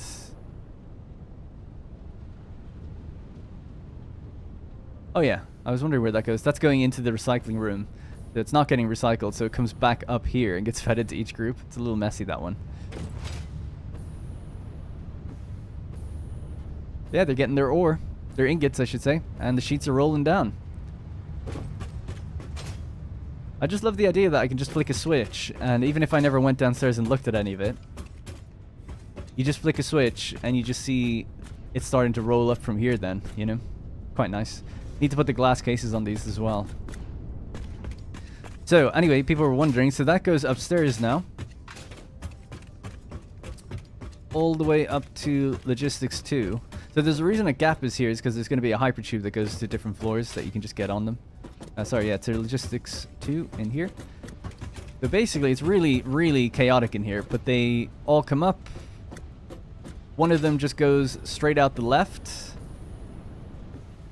So there's basically 3 lines, right? So there's one line down here, goes straight out the left, and these 2 go into the assemblers to make, what's it called, AI limiters, which are over there, all the red little line. So I've got the Caterium turned off right now. So the assemblers for QuickWire, sorry, the assemblers for AI limiters need QuickWire, but the QuickWire machines are offline. So because of that, they're just sitting there. And because of that, this line's now going to get backed up, basically, and that's why it's stuttering. So in order to have everything run smoothly, everything has to be on. But we still have just 2 solid lines now, 480 copper sheets per minute, pretty much rolling into containers that we have down at the end. So the idea is that on this floor, this is where the train stations will go. There's this huge area out there, and my containers are just here full of copper sheets. There's some down there that are full of wire, right? We've got all this wire. Everything's just turned off right now because we can't run it, basically. All of this needs to be upgraded with bigger belts. So I'm making steel beams, or not steel beams, encased industrial beams in the background. And then we have all the machines ready with cable and stuff as well. So yeah, it's just all waiting to be kicked off. Where's my AI limiters? They're over there. 308 we made last time, and then the quick wire is just full up as well. I can't wait to see this place running fully. It's going to be great. Alright, that's basically it. I'm going to run downstairs, turn off some of the factory, and then I want to see... Oh yeah, just dump some stuff in the biofuel factory and then we can get out of here. That'll be it for today. I'm waiting to do the numbering until I have the hover pack. Too much jumping. Well, what I normally do is I just build a walkway and just run right next to them, you know? Like that. That's been what I do pretty much every time. It depends where. Like, I'll set the height correctly and then just run underneath them. That's usually what I do. Because, yeah, I wouldn't normally just keep constantly jumping up to them to adjust numbers. I still have to add in more lighting here. I kept running out of crystal oscillators at the time. Alright, the factory is done well, but we can power it down now.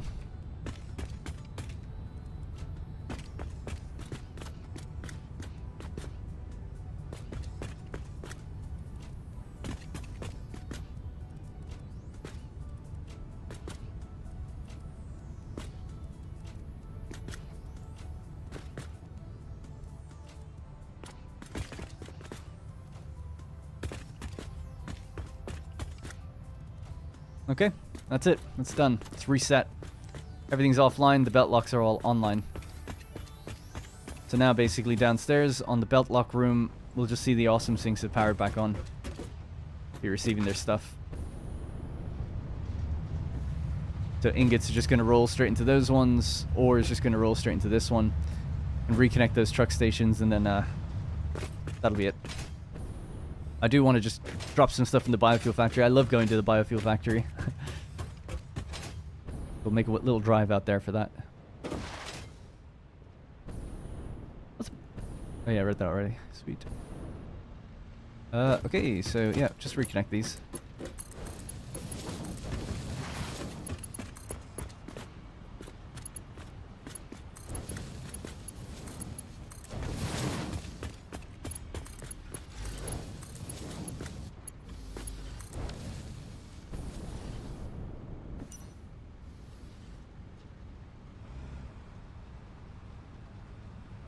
Alright, great. Status quo has been reached. Alright, to the biofuel factory. So, in the stream where I thought maybe I would do the awesome sink room, we just did the truck area, and that was it.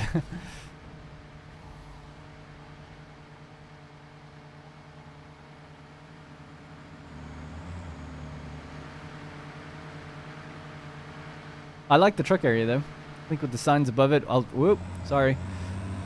What I get for driving on the wrong side? Jesus. Yeah, I think when I get to some of the signs on my own, then I'll just put some arrows on them and like designate like what sections are for what. And I think that'd be kind of cool looking.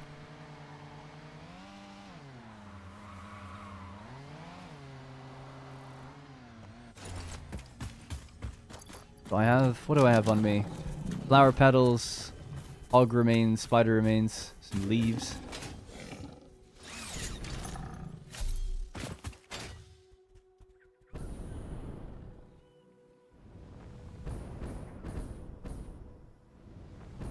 Oh yeah, I need to reconnect the other factories as well, don't I?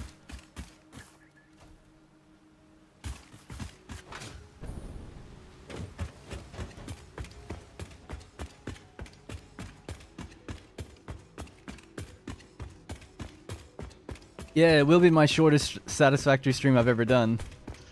It was a good one though. I enjoyed it. Quite fun. Little quick one. I just had a few hours to kill before I was heading off, so I was like, yeah, this would be good to just fit one of these in. I don't have time to do any proper full recording of anything, so...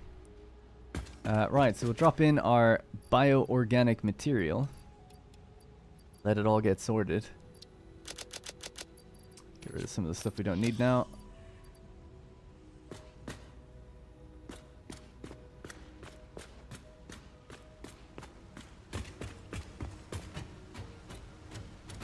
We see wood and leaves traveling along. The flower petals should have been made already, actually. They should be super quick to do that. There's just 3 of them. I haven't been down here in a while. I haven't had to make stuff in a long time. Because these contain... like, all I ever use liquid biofuel for is the jetpack. And I've got more than I think I'll ever need. So I've been tempted to think about, like, well, maybe we could use something else. Use the biofuel for something else, but I'm not really sure what. It just seems wasteful to put it into a generator. Guess maybe some vehicles or something, but I don't know. Probably just keep it. What do we got? We have 730 cartridges. Nice.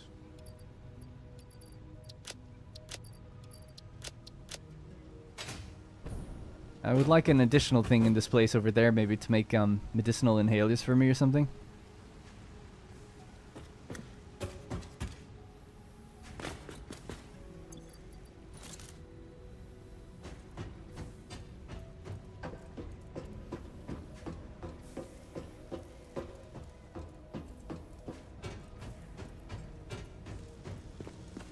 Your personal vehicle? Yeah, maybe just for the Explorer, actually, instead of having to use coal on that thing. That would make more sense. Yeah, 3.5 hours, that's a normal stream for a lot of people. Yeah, I kind of just wish I got a little bit more done, but oh well. All good.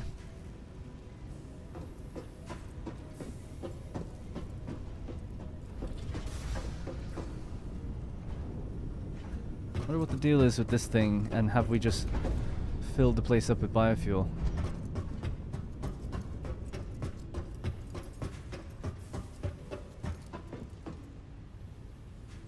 Filling up now.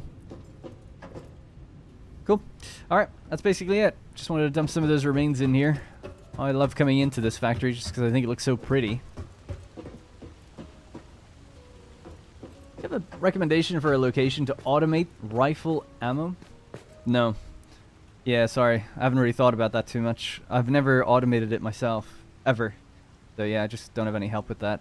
I would need to look up some recipes. What's it called? Rifle? Why can't I just look that up? Oh, because I haven't even unlocked the gun in this playthrough, that's why. Yeah, I forgot about that. It's in my old playthrough that I have that. Yeah, so I have no idea, you know, I did see online that you can use copper sheet to make it, actually. Yeah, I don't know. I think the next video for me will be a parts factory, then an oil factory. It would be nice to, after the oil factory, I'll probably do compact coal and turbo fuel. Or maybe trains before that, one or the other. The oil factory will be making a few different things and also giving power, but a proper power facility, I'm going to use turbo fuel. And that's going to be a bit more advanced, so I want that to be its own separate thing. Alright, anyway, that's going to have to be it for today. Thank you very much for hanging out with me. Appreciate you. Appreciate the likes, the subs, the just the chat interactivity, and the what was I going to say, the super chats and the recommitments to memberships and things. So I appreciate that. No railings in the stairwells? Question mark. In the stairwells of that old copper factory, there's going to be a glass tube that runs up. You don't need railings on that part.